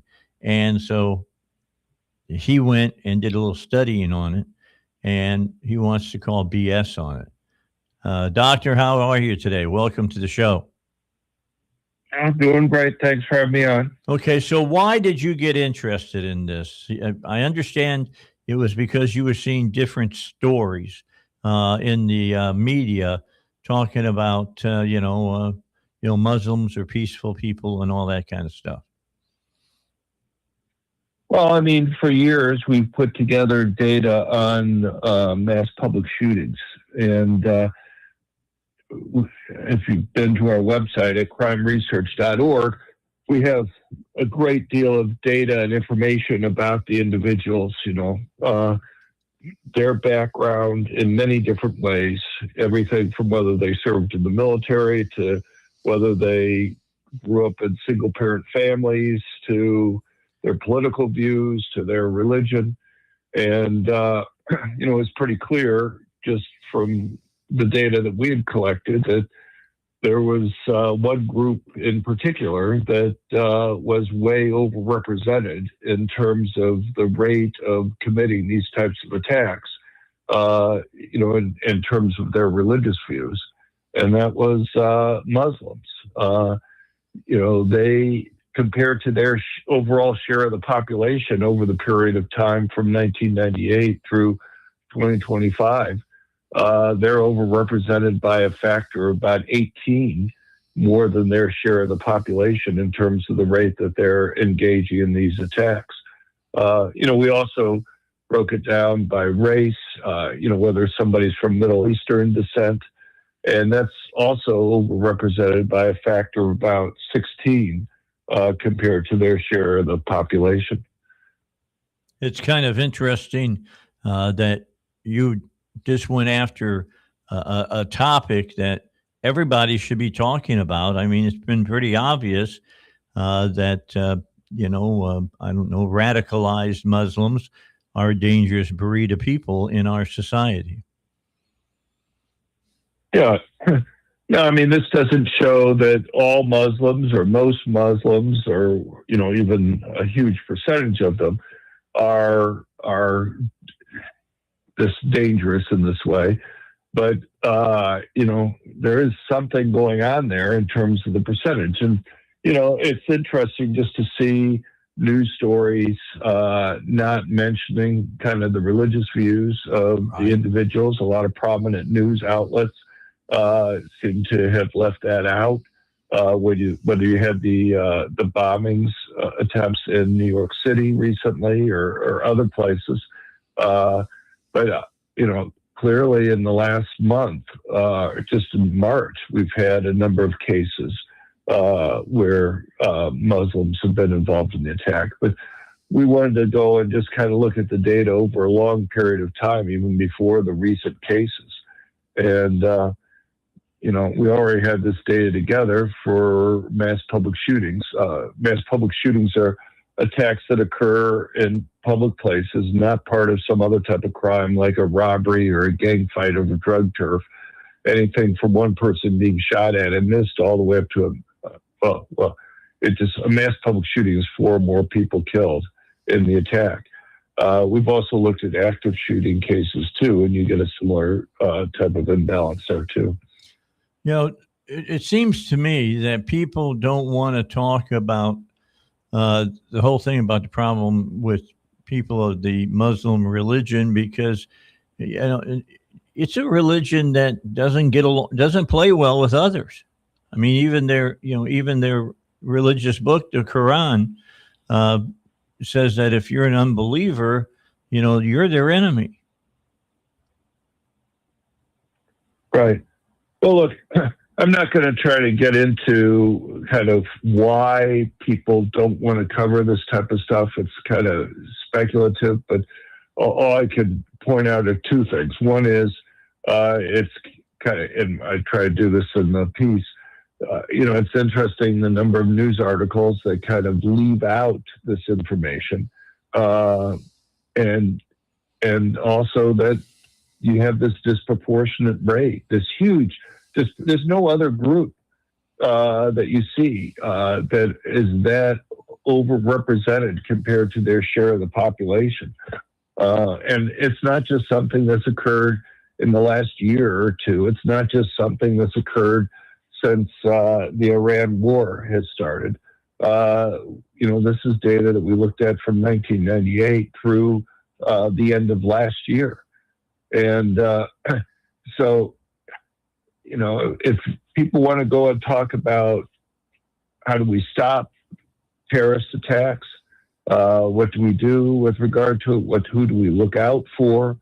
During the Biden administration, they were making this claim that white supremacists were the big danger out there. And what I also try to point out in the piece is that's simply not accurate. They want to go and say right-wingers are responsible for most of the violence. In fact, the vast majority of these mass public shooters have no ideology, no political ideology. You have about 8% show any type of racism or anti-immigrant beliefs. But what gets ignored is that most of those have the views of environmentalists. And this is one thing that the media is just really horribly biased with regard to. If somebody's racist or anti-immigrant, the media from the New York Times and everybody else automatically classifies them as a right-winger. The problem is that when you actually read the diaries and manifestos, these people don't like minorities because they are upset about people having children, and they think having more children damages the environment, and that they think minorities are having relatively more children than other groups. These are individuals that call themselves environmental extremists. They call themselves socialists. Some of them point to China as their ideal form of government. Maybe I just lead a very isolated life, and the conservatives that I know don't want people having kids and think the Chinese government's kind of the ideal form of government for people to have. But my guess is if you were going to look at politicians who are upset about people having kids, you're more likely to find somebody like AOC who is concerned about that than you're going to find any conservative politician. Yeah, it's pretty amazing. I mean, it's like they won't even publish some of the shooters' writings because they don't want other people, quote, to get radicalized.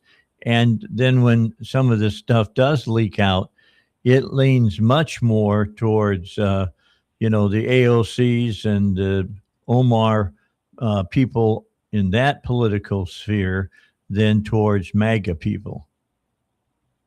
Right. You and I have talked before. It's not just this. Probably my biggest pet peeve with the media coverage in terms of these mass public shootings is that time after time after time, these mass murders explicitly explain why they pick the target that they do. Yep. And they go after gun-free zones. But you will look in vain, even though you would think that would be newsworthy. You'd think people would care. Why did this person pick the target that he did?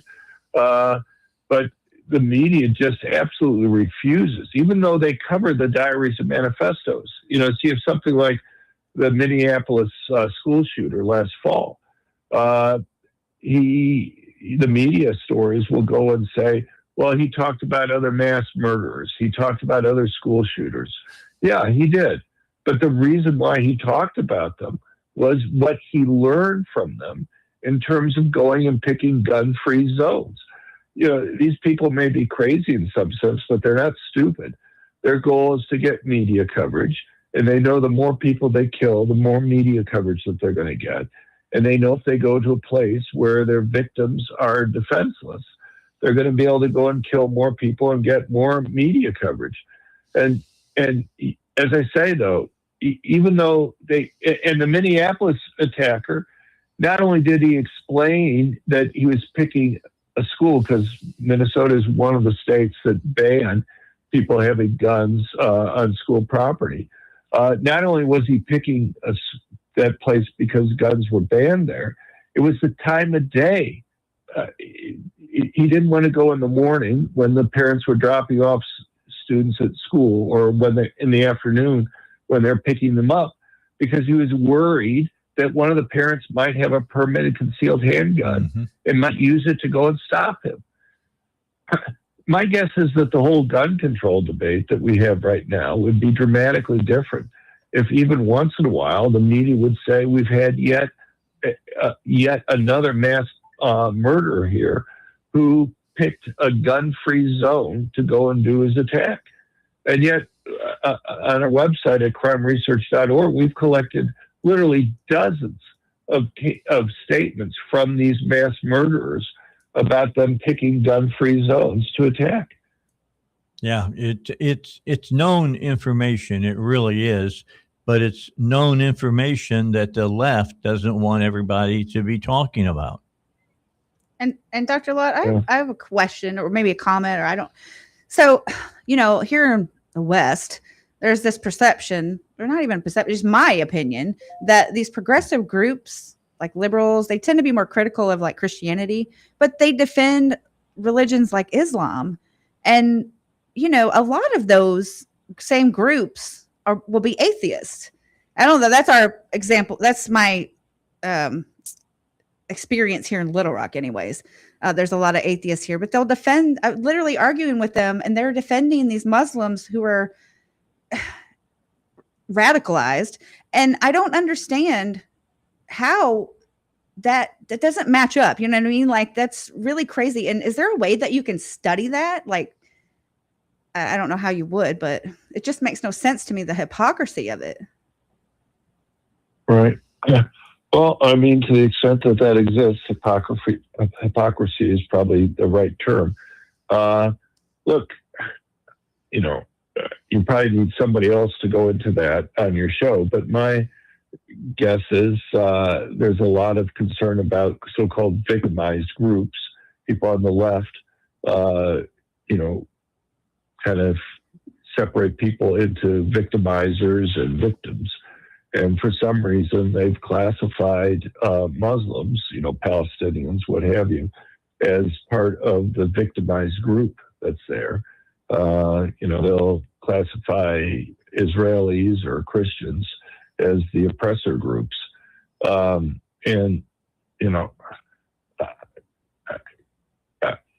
don't know how people legitimately classify them in those types of groups like that, looking at people in such broad groups. But my guess is that has something to do with it. All right, Dr. Dr. Lott, I'm going to take a break and pay some bills, because I don't want to end up like Cuba and not have any power. So let me take let me take a break, and then we'll be back and finish up our conversation. Dr. John Lott is with us.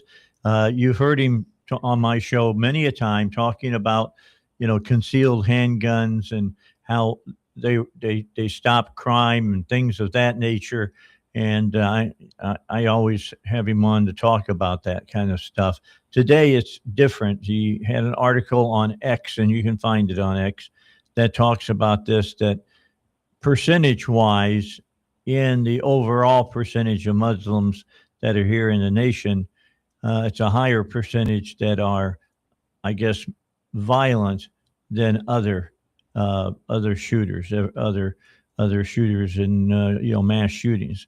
We'll come back, finish up our information with him for you here on the Dave Elswick Show, 20 minutes after 9 on a Wednesday. It's hump day, middle of the weekday, over the hill day. We're closer to Friday than we were on Monday, and we'll be back in just a moment.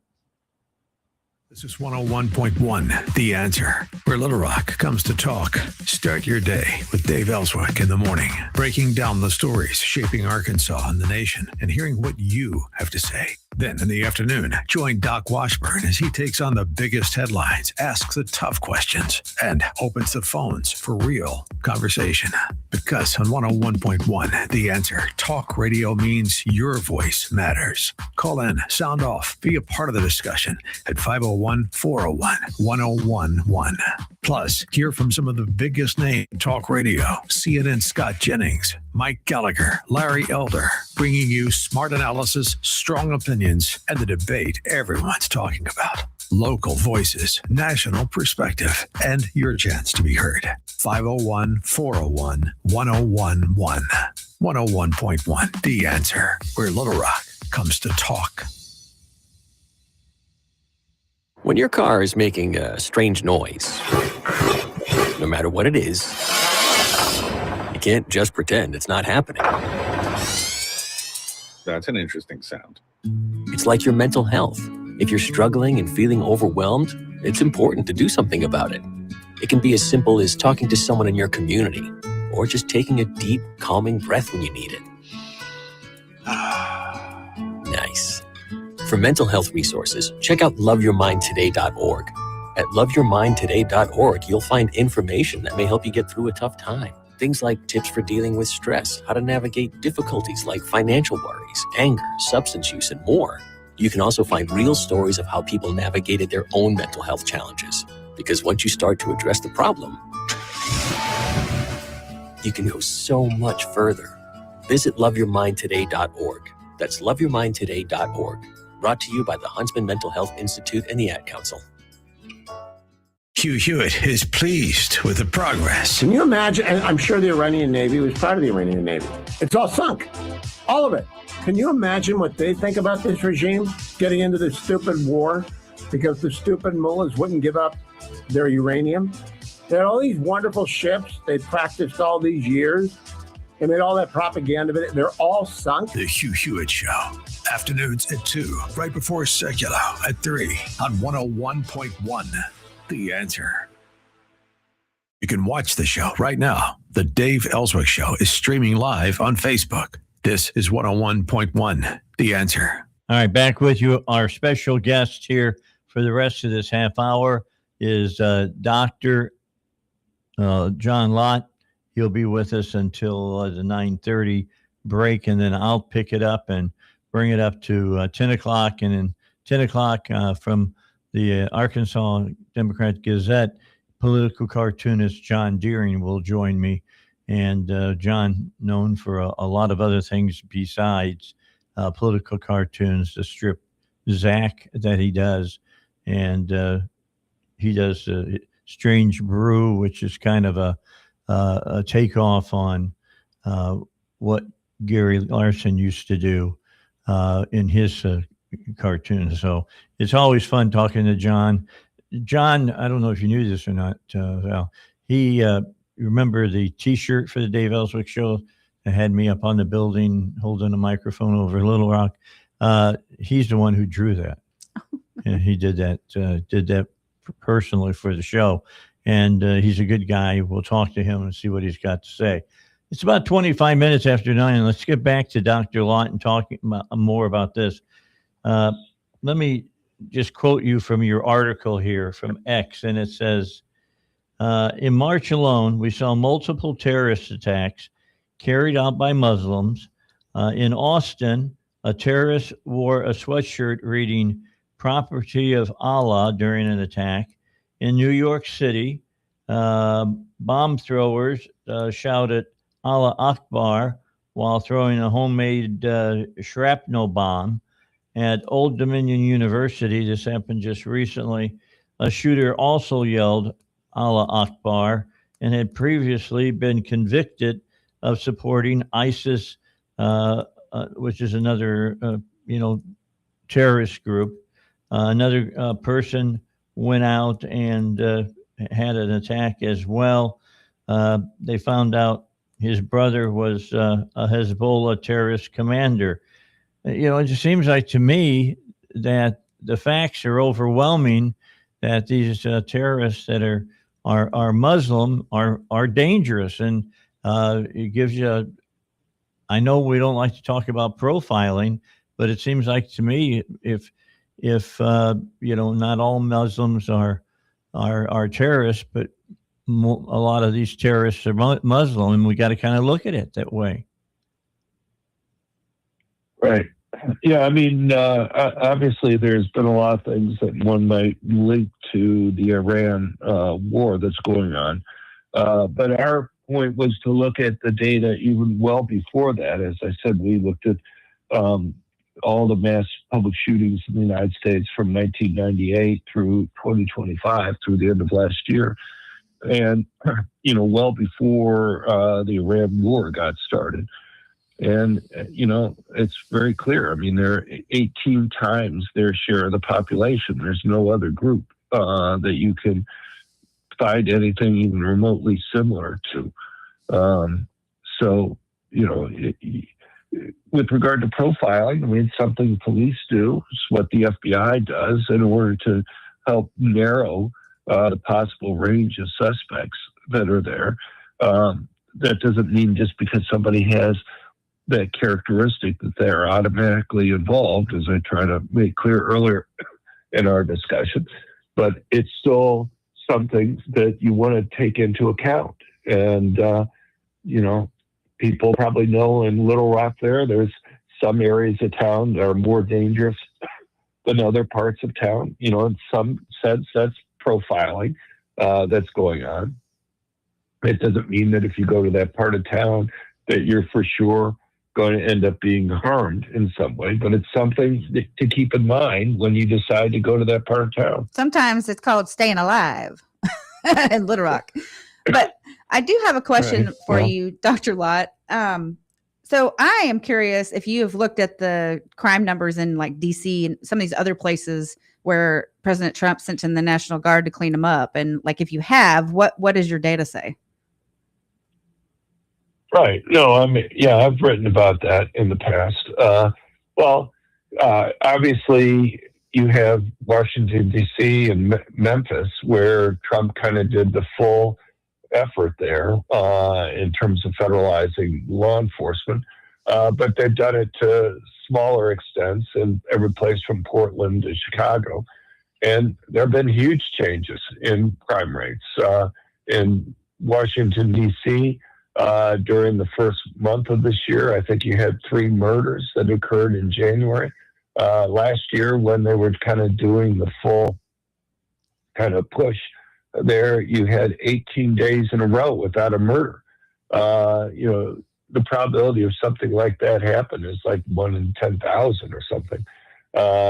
Just, based on the murder rates that were occurring in the months immediately prior to them doing that. And so, it's pretty clear that you've had huge changes that have occurred there, and things like auto theft, or while people are in the car, carjackings, it's down by like 85%. Yeah. This isn't rocket science. If you want to reduce crime, you have to make it riskier for criminals to commit crime, with things like higher arrest rates, higher conviction rates, longer prison sentences, also making it so that individuals are able to go and defend themselves. That also makes it riskier. And with regard to D.C., Trump basically did all those things. Judge Jean Pirro, who's the U.S. attorney in D.C., since it's a federal enclave, the U.S. attorney is kind of the equivalent of an attorney general in most states. She's responsible for prosecuting all crimes by adults. And, she, compare that to the U.S. attorney under Biden. During 2022, the U.S. attorney under Biden refused to prosecute about 2/3 of the arrests that were brought by police. In 2023, he was refusing to prosecute about 56% of the arrests by police. hero is obviously much, much more aggressive, and she's fighting for longer prison sentences for people. And of course, federalizing the law enforcement, putting FBI agents and drug enforcement agents and ATF agents on the ground there to go and arrest people, increased the arrest rate that was there. So all those things matter. All right, Dr. John Lott, we're out of time. If people want to read this article and other things that you've written, where would they go? They go to our website at crimeresearch.org, crimeresearch.org. All right, we'll send them over there, and we appreciate your time today. Look forward to having you on in the future. Thank you very much. Great talking to you again. All right, bye-bye now. Dr. John Lott, let's join the news that's already in process. Make your next move. Go to fellowshiphomeloans.com/Mike G. Fellowshiphomeloans.com/Mike G. Or call 800-510-MIKE. 800-510-MIKE. Fellowship Home Loans. Mortgage lending by the book. Nationwide Mortgage Bankers, DBA Fellowship Home Loans, Equal Housing Lender, NMLS number 819382. Something big is happening, and you need to be in the know. Operation Epic Fury is here, and the only place to get all the details. Stay tuned and listen closely for updates on Operation Epic Fury on 101.1 The Answer, where Little Rock comes to talk. Chris DeGaulle believes what he sees. I can't say, gee, I don't want an impact on oil prices for 3 to 4 weeks, 2 months, and let Iran have a nuclear weapon and let them blow up the Middle East and beyond. I have to do what's right. I believe him. I think he's that consequential. History will be the judge, but I believe him when he says I had to do what was right. The Chris DeGaulle Show, weekday mornings at 6, right before Dave Elswick at 7 on 101.1 The Answer. If things don't change, can you imagine America in 20 years? Scary thought, isn't it? The good news is we have the power to take our nation back. Stay right here for all the information you need. 101.1 The Answer. Dave Elswick is the conservative voice of Arkansas, and he's back. 101.1 The Answer. Well, the success of the United States and Israel in targeting the key leadership of Iran is making military analysts rethink their war strategy. Is Iran losing its will to fight, is what they're asking. In addition to the 3 stories that were reported today, looking at Israel going in and killing commanders and things of that nature.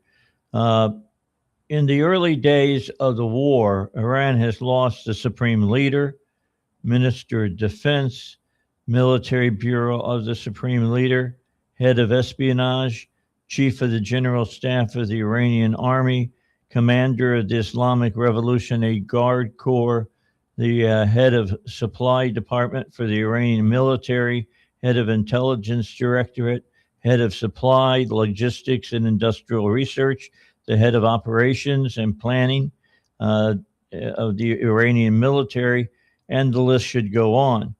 John Spencer of the Urban Warfare Institute said this: incredible, first in war, challenging elements of military theory on how will is attacked, a war waged. It challenges some military theory of how to attack the will of the enemy that isn't possible or wasn't possible in the past. And that's from Robert Spector. Also, there is a real question about how much of the will to fight remains for the Iranians. The effectiveness of the campaign thus far is not just the smart weapons and the precise targeting, it's the deep penetration of the enemy via extraordinary intelligence. At this point in the war, we also have the cooperation and the help of a populace who would like to wake up soon one day for a free Iran. All right, so that's important things that you need to keep in mind. And the Iranian president, I don't know if you heard about this or not. I think it's Pezeshkian, I think is how you pronounce it. You're like me. I cannot pronounce it. I'm not even going to try. Yeah. It's just messed up that the people like Walter Cronkite, they didn't have to try to pronounce these stupid names. Yeah, the Iranian president wants to resign. Did you see this story?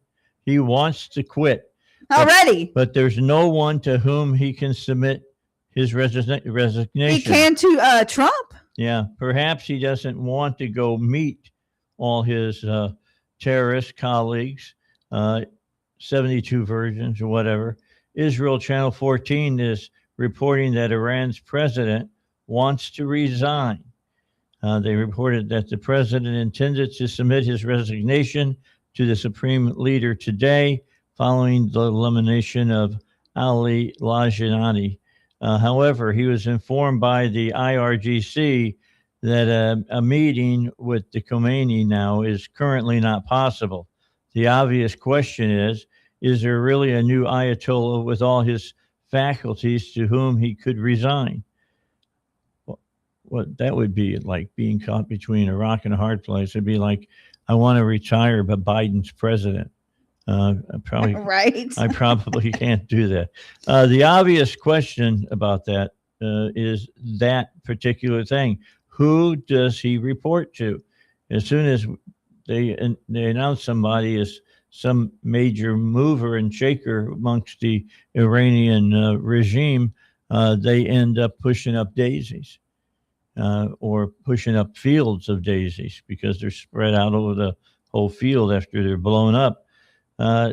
This guy is reportedly exceptionally angry at the Revolutionary Guards, accusing them of reckless conduct. He claims the failure to protect, Ali Lajanani was not negligence, but a deliberate move to ensure his elimination. The IRGC is reportedly very pleased with this guy's death, having already prepared an elimination dossier on him and his brother. So here's the bottom line. Iran is transitioning into an extremist military regime where the son of the, grand leader, the supreme leader, was in charge of, and then his son now is the super grand leader.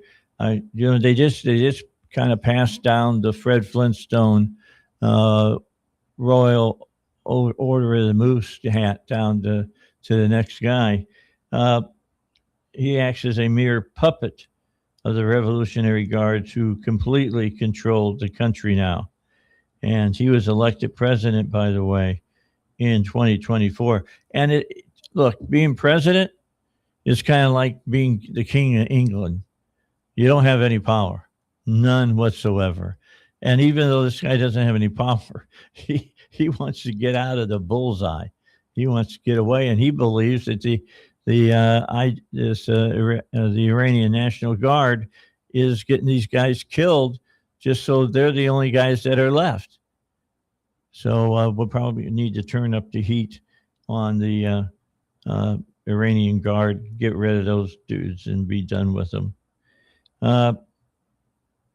I told you that, the folks that are over here that were against the war initially are now warming to it because they're seeing what Trump and the Israelis have been doing of decimating the regime and their weaponry. I mean, you're getting both of them. They're doing both of them. In fact, because they killed the guy that was, running the secret police there in Iran, the people came out on the streets last night and were dancing in the streets. Now, don't ask me. I don't know if they had Martin Vangelis playing, singing it or what, but they were dancing in the street because the Trump administration, because they can now. They're making so these people can get out. Well, they couldn't leave their houses. Yeah, they couldn't dance in the street though forever. You have to stay crazy. Inside. Well, that's what happens when a serious religious regime takes over a country. I mean, take a look at Afghanistan. I mean, they were a free people while we were over there. Kids were going to school. little girls were going to school. They're not doing that now. You know, they don't get up, maybe put a pair of Western jeans on and head out to have fun at a rave party or something. That's not what they do. Now they put their hijab on and cover their bodies from head to toe the way they're told by the Taliban.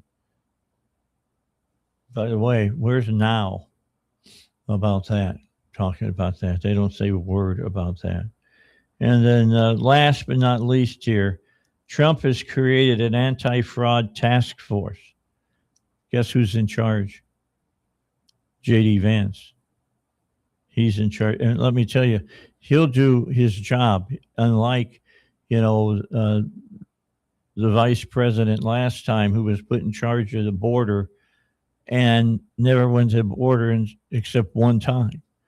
And it was a place where they had a nice building that she could get coffee whenever she wanted it or a smoothie or whatever. She wasn't out along the fence line talking to the rank and file. Trump signed the executive order Monday to combat what the administration calls, quote, the greatest theft of taxpayer dollars in American history. From the order, here's what it said. My administration will use all available resources and authorities to fight fraud, close loopholes, enforce eligibility rules, and protect benefits for eligible Americans while ensuring states administering federal benefits programs do the same. Last month, Trump announced the formation of a new division at the DOJ to fight fraud. And then Trump said this, we intend to imprison any fraudster, politician, or public official involved in these sick plots to lost and pillage and to loot our country. So guess where J.D. Vance is going first? I'll give you three guesses. First two don't count. Go ahead. Where do you think he's going to, Val? Fraud, California. See, it was an easy question. I didn't even read the article either. Yeah. California. It is then California. New York. That's where he's going. Well, the top three states should be California, New York, Illinois. Yep. That's Pritzker. Wait. He needs to eat another donut. Check it out, man. I'm just saying. They're being serious about this. And there's going to be all kinds of information comes out. These are all cities that have been run by, mayors who are Democrats. So we'll see what he turns up. I think that if you turn up any rocks in California, you'll probably find a $20 bill underneath of it. And that's the people's tax-paying money that they're doing. And independent journalist Nick Shirley is at it again. He's the one that identified the Minnesota fraud. He is exposing mountains of California fraud. It comes on the heels of the work of Dr. Oz, the administrator of the Centers for Medicare and Medicaid Services, and United States Attorney Bill Ashley from in January, according to the New York Post. Dimitri Bolt of Town Hall wrote this, independent journalist and YouTuber Nick Shirley has been investigating fraud in California following his role in exposing Minnesota Governor Tim Walz last year. His latest investigation focuses on alleged hospice fraud. Yeah, the people that are supposed to be taking care of your relatives who are dying and make them comfortable while they're going through that process has grown by roughly 3% yearly since 2020. So do the math. That's 18%. It's grown. Estimates suggest the fraud could total $3.5 billion yearly in Los Angeles alone. Not the whole state of California, just the city of LA, the city of angels. Oh, they're not just angels. They paid for Kamala Harris recently. The Arkansas state trooper, I'm sorry, Arkansas, not Arkansas. The California state troopers were she was using them when she was traveling around for her little book tour like for April, she canceled some shows at the end of March here, or some March shows in California because there was she's traveling around making all this money, charging like $200 for speaking at these big coliseums, and the taxpayers of California are footing the bill for the state troopers to protect her. Yeah. And so that was a big ordeal. So she canceled those. And, you know, while she was running in her campaign for president, the California state troopers also footed the bill where the taxpayers were also traveling around the state on her campaign stops and paying for her. Here's Shirley. Let's go back and see what Shirley is doing. Shirley. He is. Yeah, don't call me Shirley. Mm-hmm. Anyway, roughly 10 to 15% of Medicare hospice spending is driven in part by sham enrollments. Shirley estimates that in his new investigation, he's uncovered over $170 million in fraud. It's alarming how easy it all is to expose. Nick Shirley, both in California and earlier in Minnesota, just started showing up and knocking on doors. The full 40-minute investigation from Shirley is on Nick, N-I-C-K, Shirley, S-H-I-R-L-E-Y. If you go there, you're going to be able to see what he's uncovering, and it's not pretty.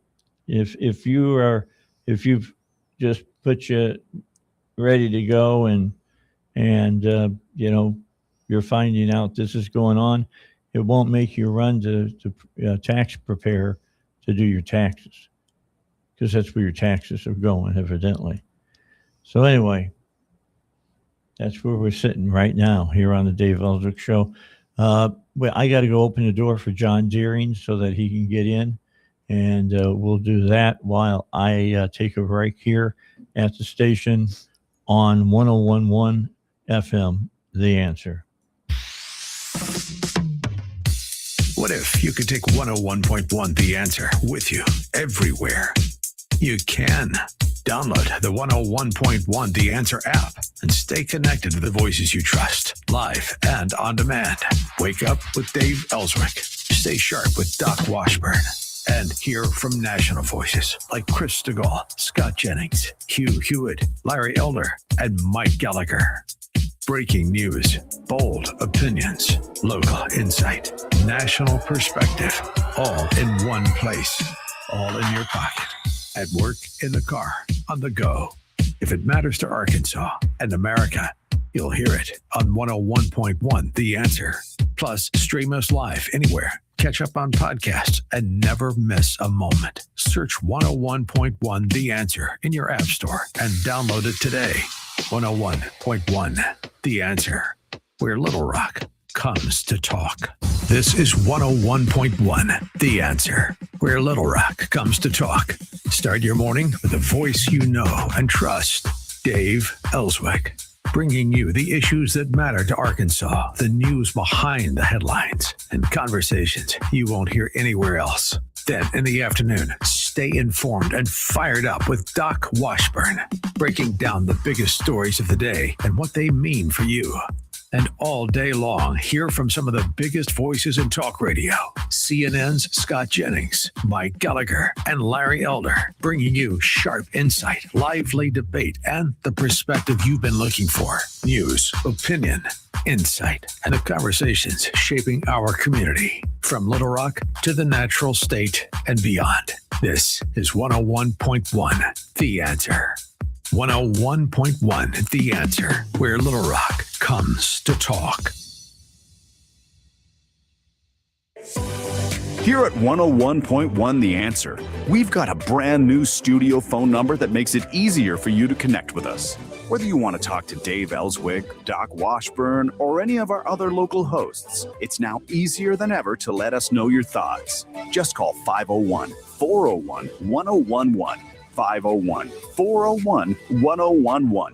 One more time, 501-401-1011. Now, back to the Dave Elswick Show. 101.1. The Answer. All right, back with you, Dave Elswick Show, right here in the studio over on right off Rodney Parham. We're across the street from Homer's. If you know where that's at, we're kind of kitty corner to them. We're in that really nice building next to Party Time.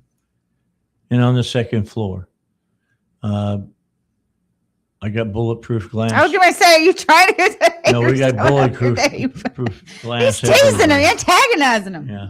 Anyway, I'm looking at my picture on the earring. Good grief. I'm thinking maybe I should have a makeup artist. I don't make Dave to look like something else. We could get definitely get you a big well, we just turned the light on. I did turn the light was you were sitting in the dark the whole time. And look at the top of my head. It's like glowing. It looks like there's a half moon in the sky now. That's my head. Sorry. I apologize. All right. A good friend of the program has just, I don't know if he got lost, and he saw the beacon that we put up for people to come on the air, but he showed up. John Deering's here from the Democratic Gazette. Always a pleasure to have you, John. Hey, thanks for coming in. Thanks for having me back on. It's like that, that Norm Macdonald joke. Yeah. The light was on. Yeah. The moth joke. I got you. For some reason, his mic is not. That's weird. But his mic is not responding. Mm-mm. Do you need him to move around? Do we want to move him around? I can scoot over here. He's on the Yeah, end. try the different one. Let's see. Sorry about that. Move next to you there. Well, one of these mics happens. If the other ones don't work, I'll just have you sit next to me. No, I'm just kidding. Try that one. All right, here he goes. He's on his way over. Got to get himself comfortable. Let's see if. Yeah, I see it's on now. So let's see if you're there. I already can tell you're there because I can hear you moving the microphone. I can hear that one. All right. There we go. He's back. All right. Better. I was just talking about President Trump put J.D. Vance in charge of fraud, waste, and abuse. And I'll do the same thing that I did to Val. I'll give you 3 guesses. The first 2 don't count. What state do you think he's going to first? Minnesota. No. They already got Minnesota. Who's the next one? Michigan. Well, it could be, but it's going to be California. Of course. Yeah. What Of course. The way that you said that tells me you think about California the same way I do. It's a money pit. It really is just a freaking money pit. All right, so let me find here. With so many people, companies leaving California to go to Texas and elsewhere, that tells you something. Yeah, I guess it does, except that in Texas, they'll arrest you for doing it. In California, Newsom says, nice job. Right. You got a piece of the pie. Good for you. All right, so let's look. Trump is going after anti-fraud and everything else. And this article about Nick Shirley. Shirley is the journalist that exposed what was going on in Minnesota. Mm-hmm. He has been doing a little looking himself. And he said that he has found, just in a short period he's been looking, he estimates that in his new investigation, he's already uncovered over $170 million in fraud. And this deals with, are you ready for this? Hospices. Of course. Yeah. I think that unfortunately is sad as it is. I think that's low hanging fruit. Well, I agree. Hospices, nursing homes, I think that's a perpetual problem. Yeah, well, they just pour money into it left and right. Yeah. The government does. If you want to get something robbed quickly, let the government run it. That's right. Because people get a reason to get money from them. In fact, that $170 million was Los Angeles alone. 170 million. Yeah. And over how many? 'Hospice facilities. They didn't get into that specific. we got to try to get Shirley on and talk to him about all of this. They said that in Los Angeles alone, roughly 10 to 15% of the it's here somewhere. My phone is deciding that it wants to go all different places on me. Here we go. I'm back to where I started at. All right. Let me get back to my story again about this fraud and abuse that's going on. 10 to 15% of the alleged hospices are fraudulently claiming people on their rolls. His latest investigation, Shirley, focuses on alleged hospice fraud as California's senior population has grown by roughly 3% a year since 2020. That means, of course, and that's 6 years, that's 18%. The elderly population has grown in that time. While the number of hospice providers in Los Angeles has surged by 1,500% since 2010. Estimates suggest all this fraud could total $3.5 billion a year in Los Angeles alone. That's roughly 10 to 15% of Medicare hospice spending, driven in part by sham enrollments. Shirley estimates just in his investigation in LA, he's found $170 million in fraud. It's alarming how easy it all is to expose. Nick Shirley, both in California and earlier in Minnesota, just started showing up and started knocking on doors. And the full 40-minute investigation that he did is on his website, Nick Shirley, if you want to check it out. Thanks. There have been even closer to home Medicare fraud investigations and some serious problems with, and I'm not going to mention any specific facilities, of course, but double billing. Oh yeah. Let's say there is more than one physician on a case. One doctor will tell the other, "You come in with me. We'll both bill for this." And I think that's very common. So of course, it's going to extend to nursing homes and hospice care facilities too. And let's be honest about it. This money is your tax money. Yeah. People are stealing from your wallet. That's what they're doing. Mm-hmm. Try to make it as easy as pie to figure it out. We'll talk more about this with John here on the Dave Elswick Show. And I'm glad that they're getting in and starting digging in and figuring this out. We don't need to find a star out there, the welfare queen. Everybody remembers the star. And no, she's on our side now. She works for the government, finding the schemes that they're doing. Let's hear the news at the top of the hour. Then John Deering and I will be back for the final hour of the show. That's coming up here on the Dave Elswick Show.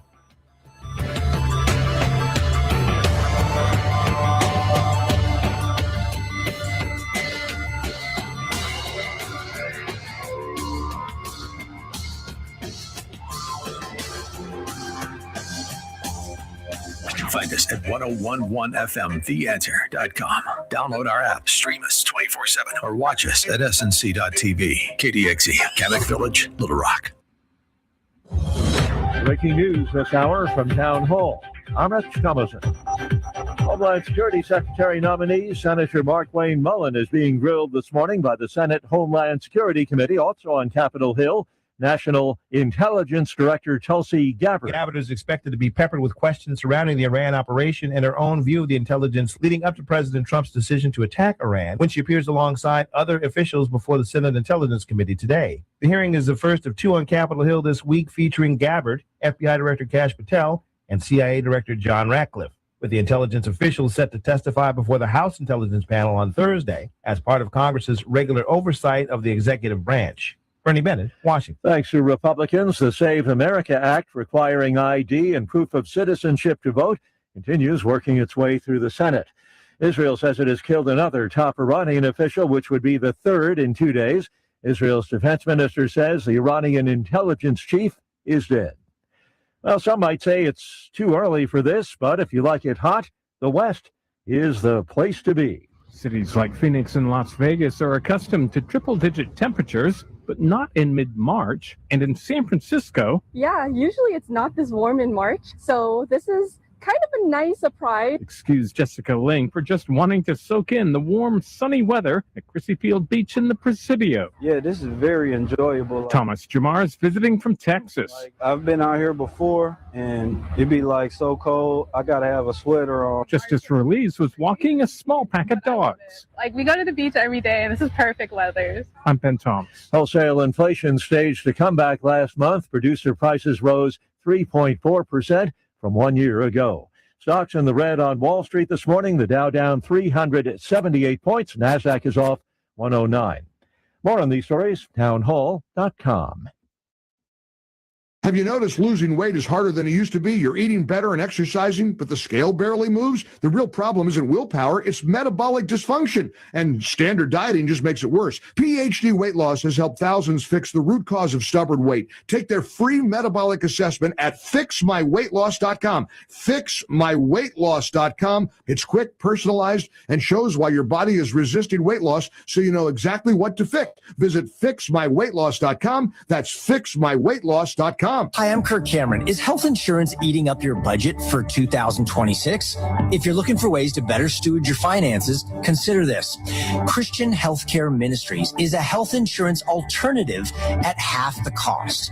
As a ministry, CHM allows you to share the burden of medical bills with other believers. Join CHM today by visiting chministries.org/wellness. That's chministries.org/wellness.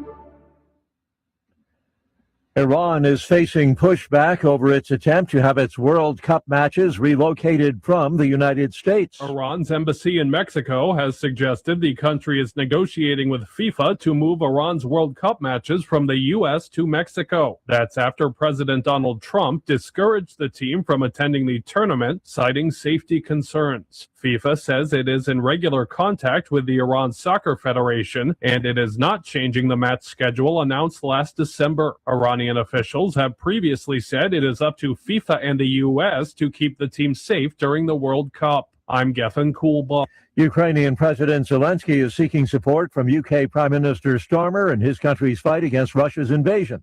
The talks between the two leaders in London come as the Iran war revives Russia's economy through increased oil revenue and could soon limit Kiev's access to vital Western air defense systems. News and analysis, townhall.com. The mystery of a startling explosion and light in the sky has been solved. A 7-ton meteor that sped across the Cleveland sky at 45,000 miles per hour on Tuesday broke apart in a thunderous boom that startled residents who feared an explosion. People several states away reported seeing the bright fireball, even though it was 9 a.m. The American Meteor Society said it received reports from Wisconsin to Maryland. NASA later confirmed that it was a meteor nearly 6 feet in diameter. The meteor was first seen about 50 miles above Lake Erie. Keith Peters, Washington. A Republican-led House committee has subpoenaed Attorney General Pam Bondi. Panel members want her to answer questions about the Jeffrey Epstein investigation, as well as file. What is dedication? The thing that drives me every day as a dad is Dariana. We call him Day for short. Every day he's hungry for something, whether it's attention, affection, knowledge. And there's this huge responsibility in making sure that when he's no longer under my wing, that he's a good person. I think the advice I would give is you don't need to know all the answers. The craziest thing was believing that your dad knew everything. So as a dad, you felt like you had to know everything. You had to get everything right. It's okay to make mistakes. As long as it's coming from love, then, it kind of starts to work itself out. I want him to be able to sit back one day and go, we worked together, we did a good job. That's dedication. Find out more at fatherhood.gov. Brought to you by the U.S. Department of Health and Human Services and the Ad Council.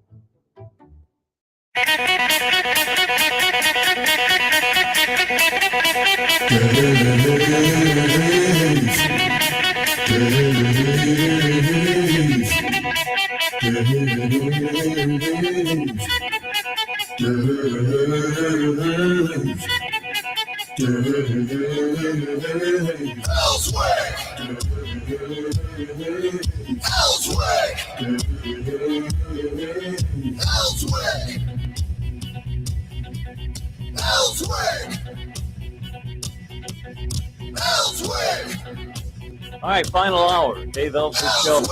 What a best way to end a show today when we bring John Deering in to join us here on the Dave Elswick Show. John is the political cartoonist for the Arkansas Democrat Gazette. He also does Zach, and he does Strange Brew. Yeah, so have a lot of fun with it. I mean, I just gotta say, I'll be honest with you.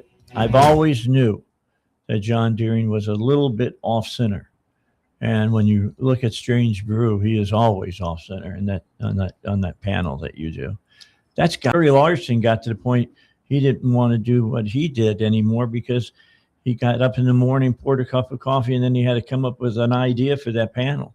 That's always the challenge, is the blank piece of paper in front of you. And sometimes that leads to some real strangeness.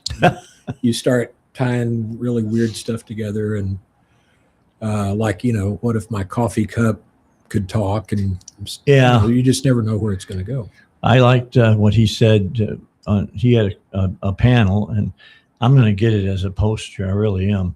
And it said why the dinosaurs really went extinct, and it was a dinosaur behind a tree smoking a cigarette. I love that cartoon. That is just a funny cartoon. Funny guy. But you're a funny guy.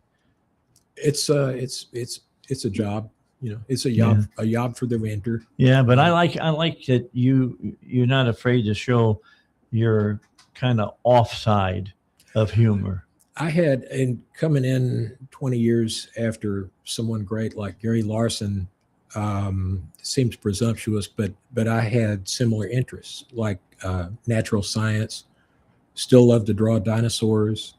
I like to bring pop culture in, like having Popeye at a 12-step addiction for spinach, things like that.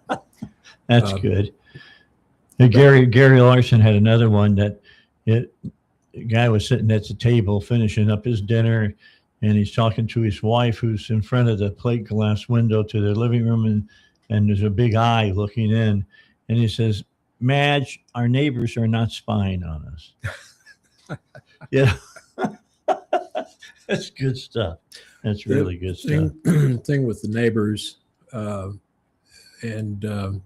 anthropomorphizing animals. I was just looking through some of my previous stuff the other day, and I had some deer, in their living room, and she's wearing cat eye glasses and sipping a cup of tea, whatever deers drink. He's looking out the window and he's saying, "Well, here we go. The new neighbors moved in and they've got a pickup truck with a gun rack." So we'll stay indoors. Yeah. We'll stick it out. I got the weirdest water bill a couple of months ago. The people who owned my home before I bought it planted a bunch of what's those flowers called? They don't look like a flower. It's got a thing on the top, and then the petals lay over kind of down. And some people like them. I don't care for them. Begonias? Nah, not begonia. Lilies. Anyway, I found out it was a bulb that you had to plant. Mm-hmm. And they must have planted up at the top of by my driveway. They must have put about 200 bulbs around the tree. And then down at the bottom of my yard on the right side, they must have put the rest of the other 500 bags of bulbs that they had. Irises, that's what it was, irises. Yeah. All right. And I got this letter from the water company or the electric company was saying, we want to make sure that your bill is correct, but your flowers are in our way. Now you can either cut it back or we'll cut it back, but somebody's got to cut it back. And I just wrote back to them. I said, have at it. And they took a bunch of flowers out. They just dug them up. When I started digging them up, neighbors stand in line for me to give them like 10 or 15 bulbs. Oh, that's good. But they split, bulbs split and make more bulbs, and they make more flowers. And there'll be irises there thousands of years into the future. So you actually carefully dug them. You weren't like Bill Murray out there. No, I did. 9-iron whacking off the. Yeah, I did a Caddyshack on them. I went out with an electric chainsaw and cut the top off of them. All right, but they just grow back. Yeah, they just grow back. You got to dig them up, literally. Yeah. And so I tried that 1 year, and like I said, people were stopping by and they wanted the bulbs, and I kept thinking that, oh my God, it's going to be like bamboo. Everybody's going to plant these, and irises are going to take over the whole neighborhood. But it didn't happen. But I know some of the people that took bulbs, and they got a bunch of irises around their house now. That's nice. So that's good for them. They like them. Beautify the neighborhood. Well, I just didn't understand. Look, the people had a purple iris that was ugly, and then the other iris that was there had kind of a black and brown color scheme. And I'm thinking, why not red? Why not yellow? Something that you kind of would like to see. No, brown and black and just ugly. To each their own. Yeah, I guess, except that now it's mine, even though I didn't want them. I'm living with them, but yeah, they've come out of the ground again now, and they bloom for about 2 weeks, and then the blooms go away, and all you got is this plant sticking up that's green. That's it, just green stalk, and doing its thing. We, my wife and I recently dug up some spiderwort and planted it, and hopefully it'll make it past whatever cold weather is left. But some people don't know that spiderwort is native and just grows wild in Arkansas. It's got a really nice dark blue flower. Oh, really? It's really pretty, yeah. But the roots go really deep, so they're pretty hardy. So you got to dig deep to dig them out? Yeah. If you're going to get the whole root and expect it to live, yeah. And you got to get a lot of the root to transplant it. Yeah. And if you leave a little bit of the root behind, will it grow a new plant? It will. It if you take care of it, it's the things we do as homeowners. Yeah. Well, yeah. Speaking of bamboo, like misguided idea. Well, I'll plant a little bamboo in the backyard. No, I've made that mistake. You never plant. Well, you might plant a little, but you end up with a lot. I love bamboo. I don't know why people hate it. It's a nice fence. If it would just stop when you want it to. I don't want but it has a mind of its own. I love it. And it grows under the ground before it comes out of the ground. My next door neighbor in Florida has bamboo, and it's like beautiful. It's like huge. I love it. It's gorgeous. I bet you it wasn't like the bamboo that I would walk through when I was on Guam. Well, I bet it wasn't either. It was the bamboo I saw. Stalks were like this big around. Yeah, I bet it was. Huge. Yeah. No, it wasn't like That's what that. they make bamboo flooring out of, I guess. Yeah. That's the big stuff. Well, they make bamboo sheeting and all kinds of stuff out of it now. It's a big business. Somebody took George Washington at his word and just started planting a plant that he knew could be, harvested. Mm-hmm. I mean, when Washington grew hemp, it wasn't marijuana. Everybody says, "Hey, yes, they use a pot." No, that's not. It was hemp. They made rope and things out of it back in the Revolutionary days. My great grandfather in Texas, the Texas Hill Country, grew Jimson weed for therapeutic reasons. That was, I think, in the early 1900s. He had asthma, supposedly. Okay. Nod, wink. I don't know what Jimson weed does, honestly. Okay. I guess it has its uses, but He's telling on this. You say your grandfather? my great grandfather. Oh, your great grandfather. Okay, so do a lot of history looking, and you can find it. By the way, just so when you turn on the stream today, my guest that's on right now is not Ryan Norris. Is it on there? I changed that. Yeah, it says. Uh-oh. Whoops. Let me fix it. This is Ryan Norris, AFP. That says John Daring on my side. Yeah. Okay. That's kind of interesting. Oh, there, you got rid of it. There you go. Maybe that's what I had to do. I changed it and I didn't hit click. Sorry. Yeah. Sorry about that. We try to make it as easy as we can for folks now. You go to when you bring up the show before we start, and now there's a crawl at the bottom, and it says who my guests are going to be during the show and at what time. So that, if you didn't want to hear John, for instance, which I can't believe you wouldn't. I could understand that. You'd know that he's going to be on today at 10 o'clock. And then we had, Hill, and we had Westerman, and we had Crawford, and we had Dr. John Lott on just a few minutes ago. That was a very interesting discussion that we had with him. Mm-hmm. Yeah, and he was doing, I didn't ask him about the political incorrectness of showing that Muslims percentage-wise are higher mass shooters than any other group of people. And we got him on to talk about it today because he wrote an article for X about it.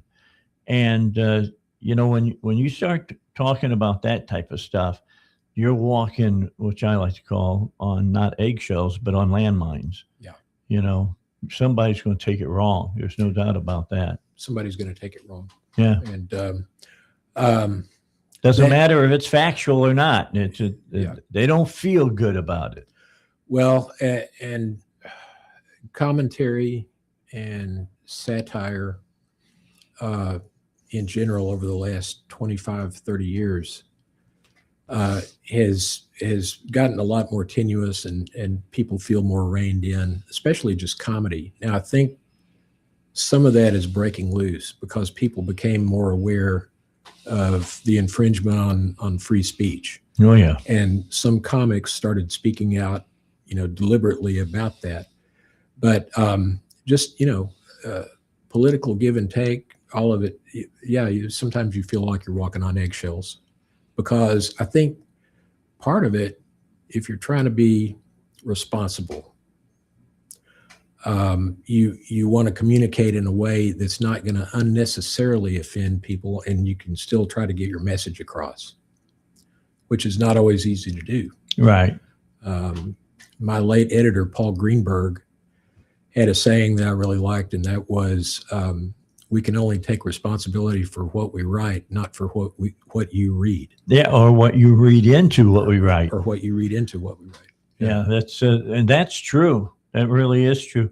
Or, it's like people when they listen to music, they hear a song and they think, the Beatles were talking about, let's do an easy one. Puff the Magic Dragon by Peter, Paul, and Mary.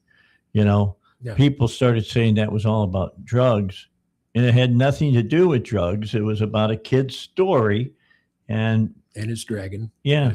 And they lived in, his imagination. And sometimes I think some artists may try to backward engineer their own story to try to make themselves more relevant. Like maybe Paul Stuckey at one point had an interview and he said, "Oh yeah, that was about pot." I don't know if that's the fact, but I think that happens a lot. Yeah, well, Stuckey, interesting character because he was a viable Christian speaker and stuff, and he wrote a couple of songs that are still today used at a lot of weddings. Mm-hmm. About what is love and things of that nature. They were a great group. We used that at our wedding in '75. Did you really? Yeah. See, isn't that interesting? That's why I get along with Deering, is because he and I think a lot. Well, funny story about it. Maybe I'm telling tales out of school here, but if you got a minute. Yeah, I'll tell you. go ahead. So, my brother is a professional musician. Okay. So he was the best man at my wedding. We're outside waiting to go in to the sanctuary at Holy Souls. And the young lady who was going to sing that was not available. So a much older lady filled in for her, and she sort of sounded like Mrs. Puff on SpongeBob. So she's into the first few bars of it, and my brother looks at me and he just kind of shakes his head. I'll never forget that. Yeah, well, it was memorable. Yeah, it was a version of the song. Yeah. You got pictures of her still? No. Did you burn them? They're in an album somewhere, probably. Oh, okay. But, you're like me. I just look at a few pictures from time to time. There's a picture with me and my fraternity brothers standing in front of our house when I was in college. I still have that one because people don't believe that I used to look the way I did when I was in college. It's good to have that proof. Yeah. They didn't know that I had hair down to my shoulders and I wore John Lennon glasses and stuff like that. Didn't believe in Lennon, still don't believe in what a lot of the things that he got into. But yeah, but I would wear a shirt and Bill Pullover sweater with it. That was the big thing back in 1971, long time ago. I used to wear a headband back when I had more hair. As You're enjoying this, aren't you, Val? Yes, sir. All right. So let's take a break. We'll come back. John Deering is my special guest. We'll be back with him here on the Dave Elswick Show. 1.1, The Answer, weather. It will be a bit warmer today, high of 68, but it's still going to feel cooler than that with the wind chill. 42 tonight, then sunshine and 79 for tomorrow. Your beloved dog and a stranger are both drowning. You can only save one. Who do you save? Every time Dennis Prager asks that question, his audience splits three ways. 1/3 chooses the dog, 1/3 chooses the stranger, and 1/3 aren't sure. Why? Because we live in an age where increasingly feelings define right and wrong. But if morality is based on emotion, then murder, rape, and theft are just opinions. And if people feel justified, why is rioting or destruction wrong at all? In his new book, If There Is No God, Dennis Prager explains why civilizations cannot survive without objective morality and why Judeo-Christian values shape the moral foundations of the free world. If you claim that certain things are good, certain things are evil, independent of how you feel about it, you are in effect affirming God. If There Is No God by Dennis Prager, available now at pragerstore.com. That's pragerstore.com. Real talent is defined by what people can do, not where they learn to do it. So by stopping at the education section of a resume, you might throw away the perfect hire. You might miss someone who has valuable skills to offer to help your business thrive right now and in the future. Because the truth is this: Skills First Hiring helps you see talent others miss, like more than 70 million stars, skilled through alternative routes. When you let their story unfold, you gain a competitive advantage, because hiring managers who start with skills are 60% more likely to find a successful hire. See the real person, complete. See what others miss. Hire skills first. Learn why it's a competitive advantage at tearthepaperceiling.org. Brought to you by Opportunity at Work and the Ad Council. Town Hall News, where conservative voices cut through the noise from breaking headlines to fearless opinion. We report what matters without apology. Written by people who actually believe what you believe. Town Hall tells the stories the corporate press buries, from President Trump to Capitol Hill, from pivotal elections to your everyday lives. Join the movement at townhall.com. Real stories, real reporters, real conservative media. There's a real battle going on, not only for our future, but that of our children and grandchildren. How do we ensure they have it better than we do? One way is to keep listening to us. We're your information source in the battle. 101.1, The Answer. The Dave Elswick Show is back. 101.1, The Answer. All those guys. Okay, back with you.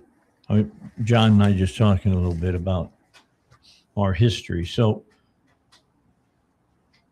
did you want, when you went into the Demgas, or at that time, I think you said it was just the Gazette, right? Just the Democrat. The Democrat, Yeah. okay.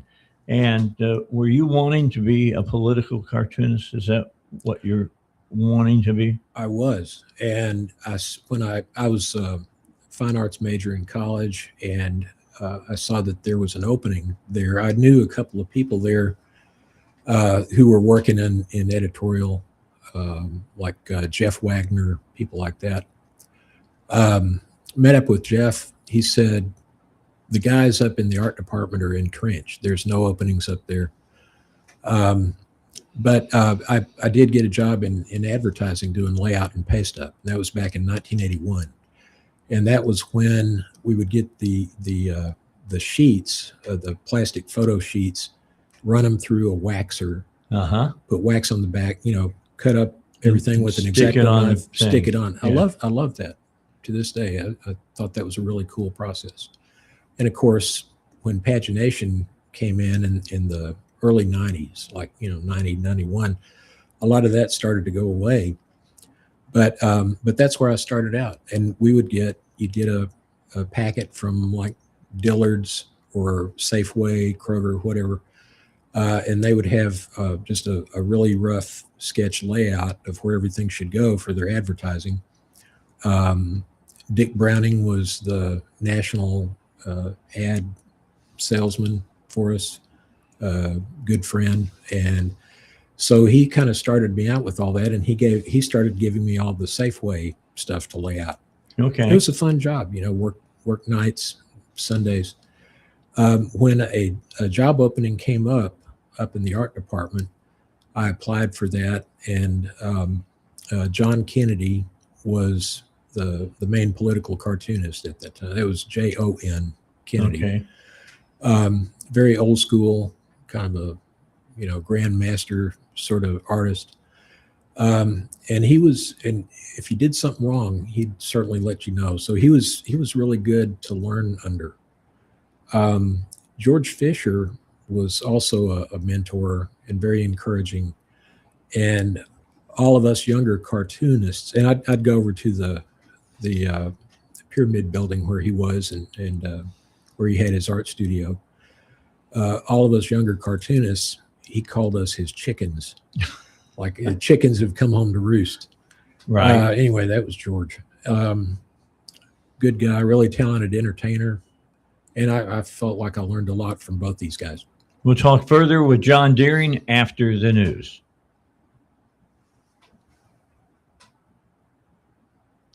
I'm early. I'm sorry. I thought it said 29:55 and it did not. It said 29:05. So I got to go until the 30 mark with John. We'll get back to. Okay, we'll take it after the break. I have a caller question for you, John. Okay. Well, go ahead, ma'am. Hi, John. Is there a place where we can see your work, like a website or Facebook page? There is. They post my work on Go Comics. That's UClick Universal. It's if you just type in or do a search for GoComics.com or just Go Comics, you'll find it. And they have political cartoons, comic strips, all listed alphabetically. If you go for my political cartoons, if you go on Go Comics Political A to Z, you'll find my work there. All right. Thank you for your question. We got to get to news. Here it is on the Dave Elswick Show. Neighbors and Israel as well. Senate set the stage for a debate focusing on the Save America Act, the bill requiring ID and proof of citizenship to vote. What will the Federal Reserve do about interest rates? We'll find out later today. Fed policymakers will be wrapping up their latest two-day meeting. They are expected to leave rates right where they are, at least for the time being. Now, on Wall Street this morning, stocks are in the red. The Dow is down 392 points. The Nasdaq Composite Index off more than 100 points. More details, srnnews.com.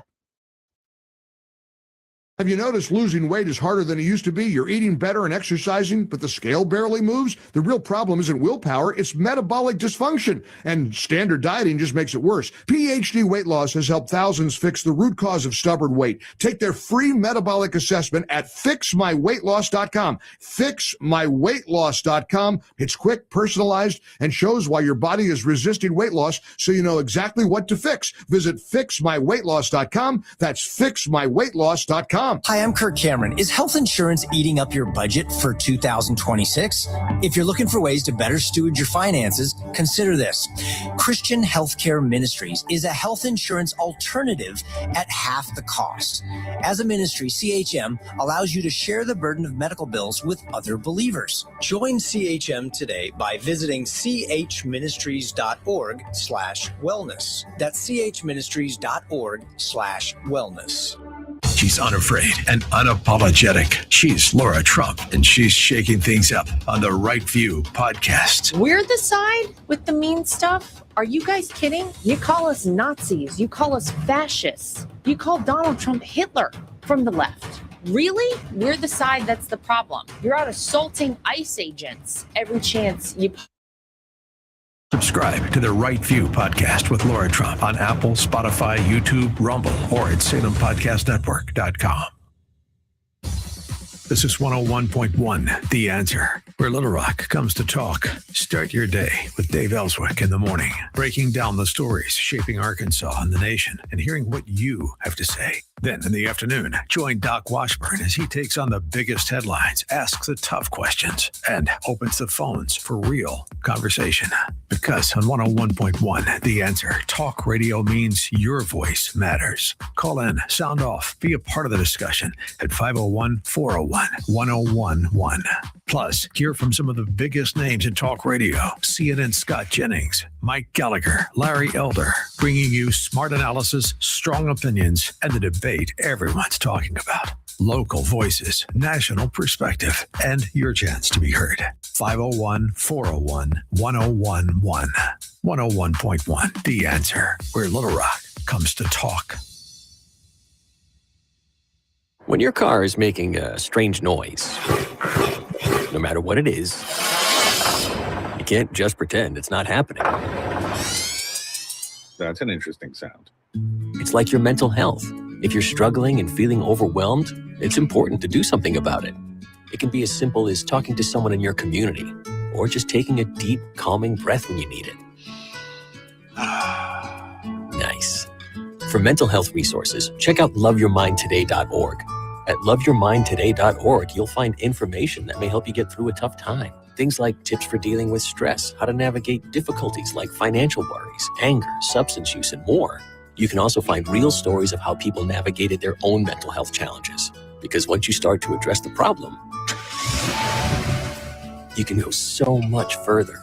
Visit loveyourmindtoday.org. That's loveyourmindtoday.org. Brought to you by the Huntsman Mental Health Institute and the Ad Council.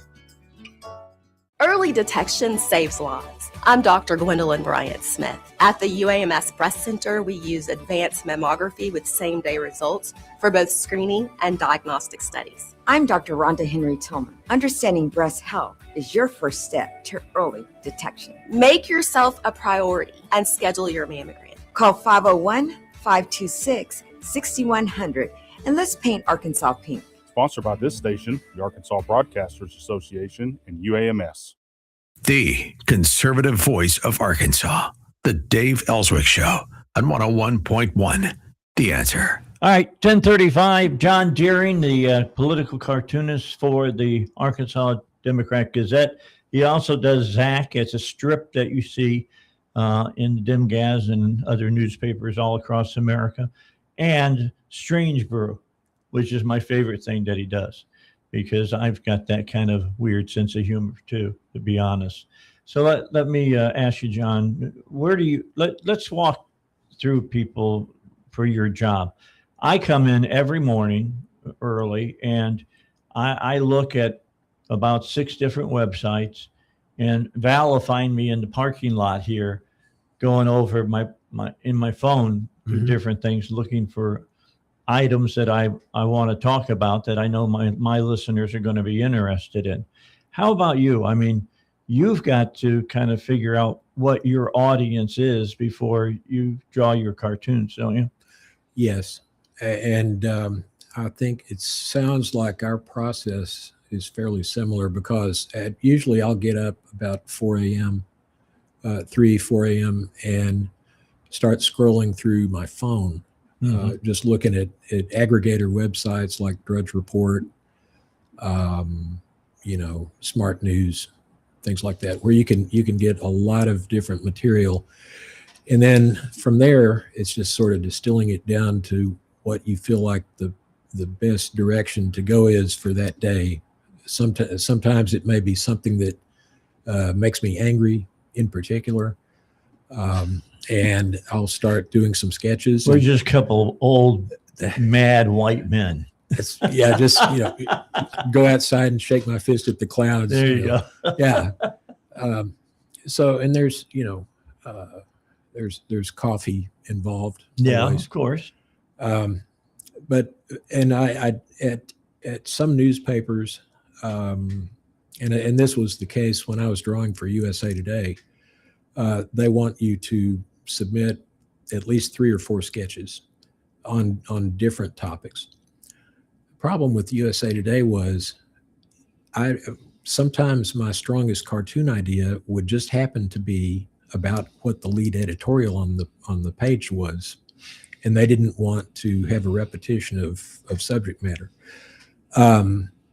Anyway, I feel fortunate because I do my artwork, submit it, they either accept it or they don't. The occasion when my editor, David Barham, does not accept something is actually pretty rare. And when that happens, he'll call me, or David will call and say, "Hey man, I'm not really comfortable with this, cartoon you've got for whatever reason. I won't go into specifics." And I'll say, "I understand." I don't argue the point with him because he's made his decision. Right. I can go on and publish it on another platform, but not for our paper. If he's not comfortable with it, that's that. He calls the final shot then. Yeah. Yeah. So have you ever had a political cartoon spiked that you thought should have been published? Well, yeah, I mentioned Paul Greenberg earlier. There was I was going to do a takeoff, and this was way back in the 1990s, of a takeoff on the movie The Firm. Okay, yeah, that was a great movie, Tom Cruise. And it was this particular cartoon involved Webb Hubble, and and this is the only time that I tried to make the case multiple times over a period of weeks. Please let me publish this. No, he was probably doing me a favor, but anyway, that one never got published. So do you think if it had been published, death threats would have been probably received? Maybe a nasty letter. Yeah, I know that this doesn't sound like me, but I get death threats all the time. You do? I do. Oh, yeah. I'm sorry. Oh, yeah. The only time I took it serious was at the last station I was working at. I actually had a person go write it all out. They went into the newspaper and cut out the letters. Wow. And pasted them. So if somebody takes that much time to send something to you, they're really sick. I'm just telling you. And I called up Terry Hastings at the time, and I said, "What can you guys do about this?" And he said, "We'll be over to get it from you in a moment, Dave." Yeah. I had a similar situation back in the early 2000s, and it all ended okay. Oh, that's good. I'm still here. Yeah. Okay. I'm not saying I don't get people that are ticked off at me and call me names and all that. But, names don't hurt me. Bullets will. When you're putting your opinion out there to a mass audience, you never know who you're going to reach and what they're going to make of it. And you don't know how many people are on that edge out there. That what you're saying just edges them a little further, too far on the edge. Everybody's on the edge these days. Yeah, well, that's true. Edge. And everybody gets offended these days, don't they? Everybody's ready to be offended. Yeah. It's like a former coworker of mine used to say, so-and-so's got a good mad going and they don't want you to spoil it for them. There's a lot of people like that. There are. That's why I wear the hoodies that I wear. I mean, I had one on, I think last week that said, think before it's illegal. Think before it's illegal. Yeah. As far as things like that. And of course, we talked about today's, which is,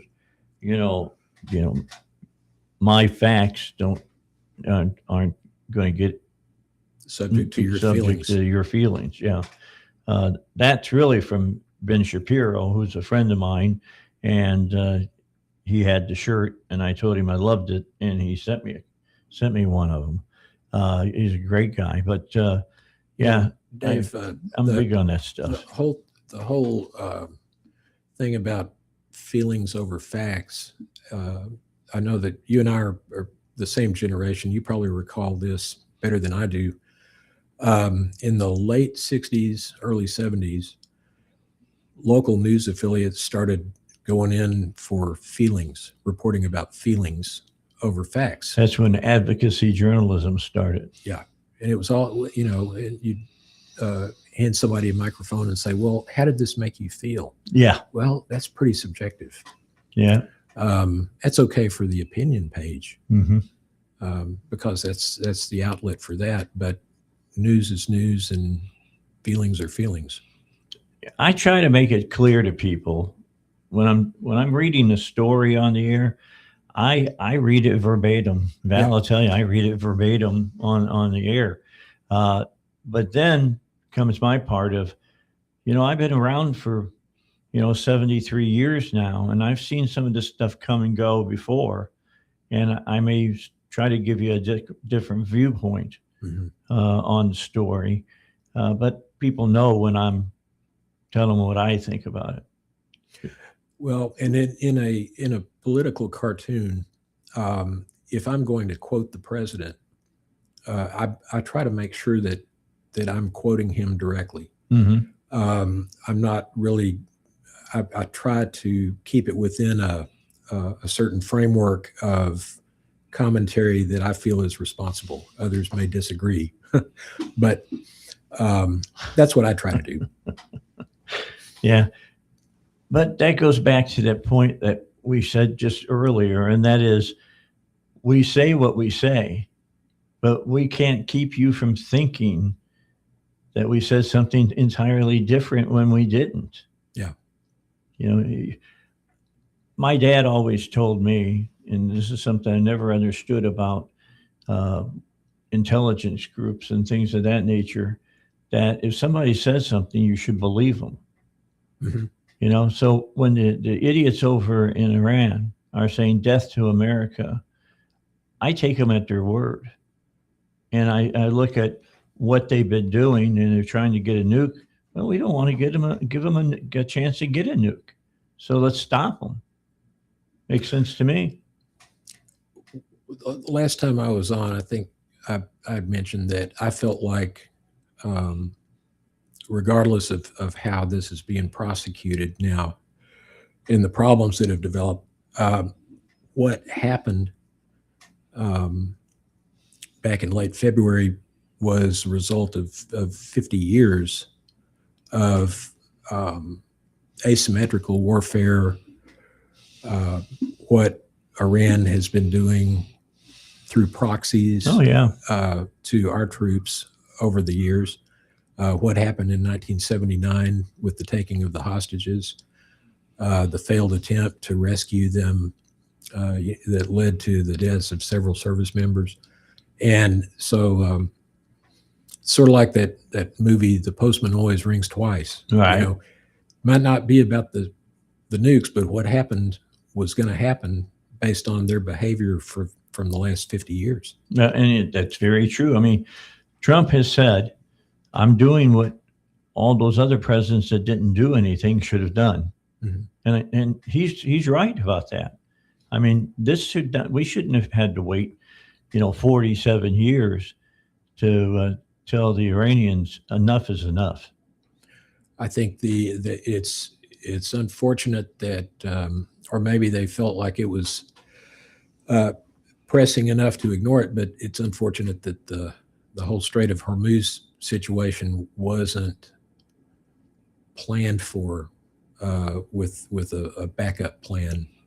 I think there were some assumptions made there that have come back to bite us, but it is what it is. Well, we were talking before the show, and I was talking about Dick Armey, and we started talking about his good buddy that was Newt Gingrich, and they're ones that did the contract for America back in the day.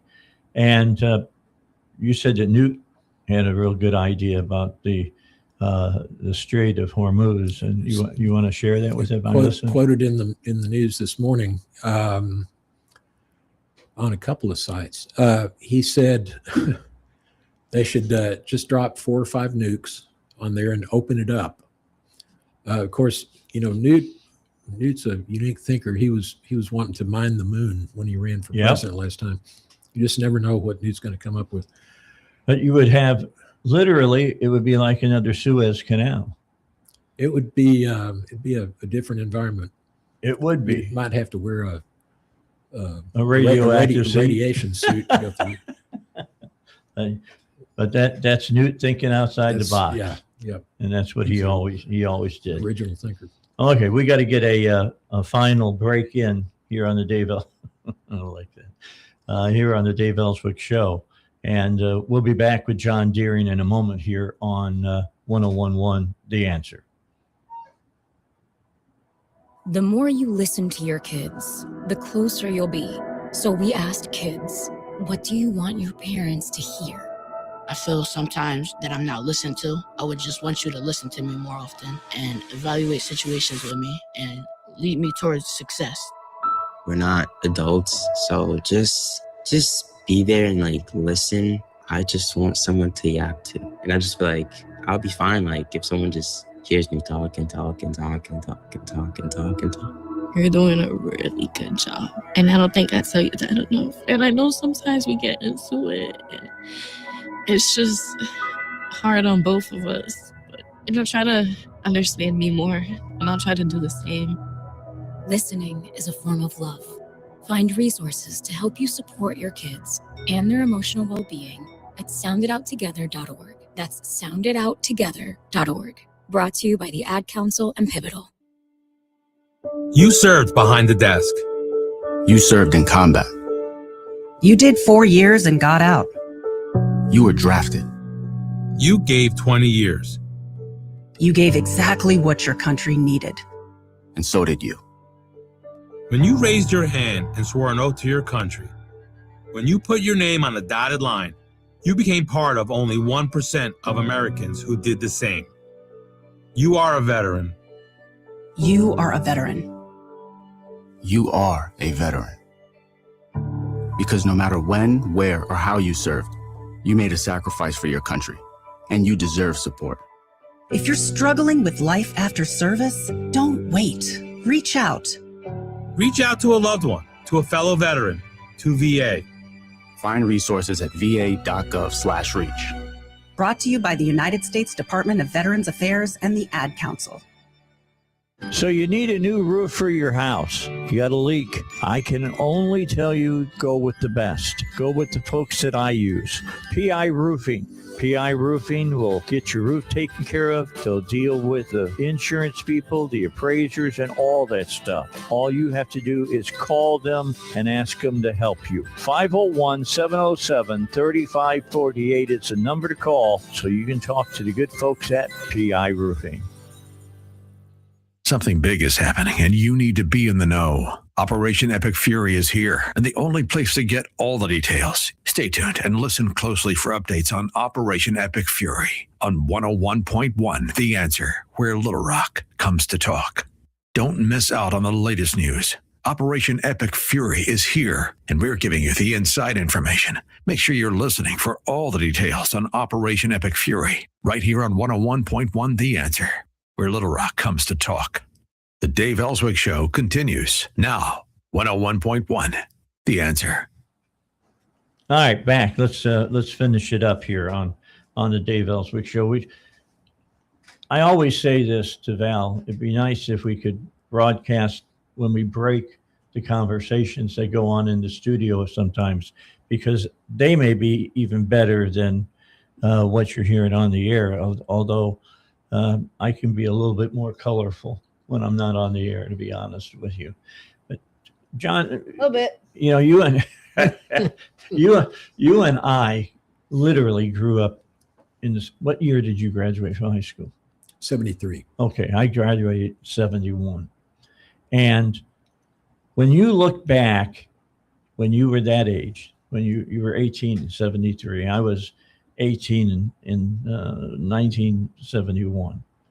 And I look back on it, and things that we're dealing with today, I just shake my head and go, what in the hell is going on with these people? I look at the young people, and I understand being, wanting the American dream and stuff, but I never thought that anybody else should pay off my student loan debt. Never. That wasn't, we had student loan debt. I remember my brother having to struggle with that after, he went to DeVry Tech.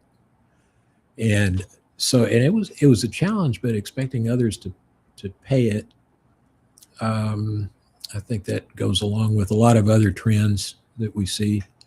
Well, maybe about that is that when we borrowed the money to go to school, we had to borrow from a bank to go to school.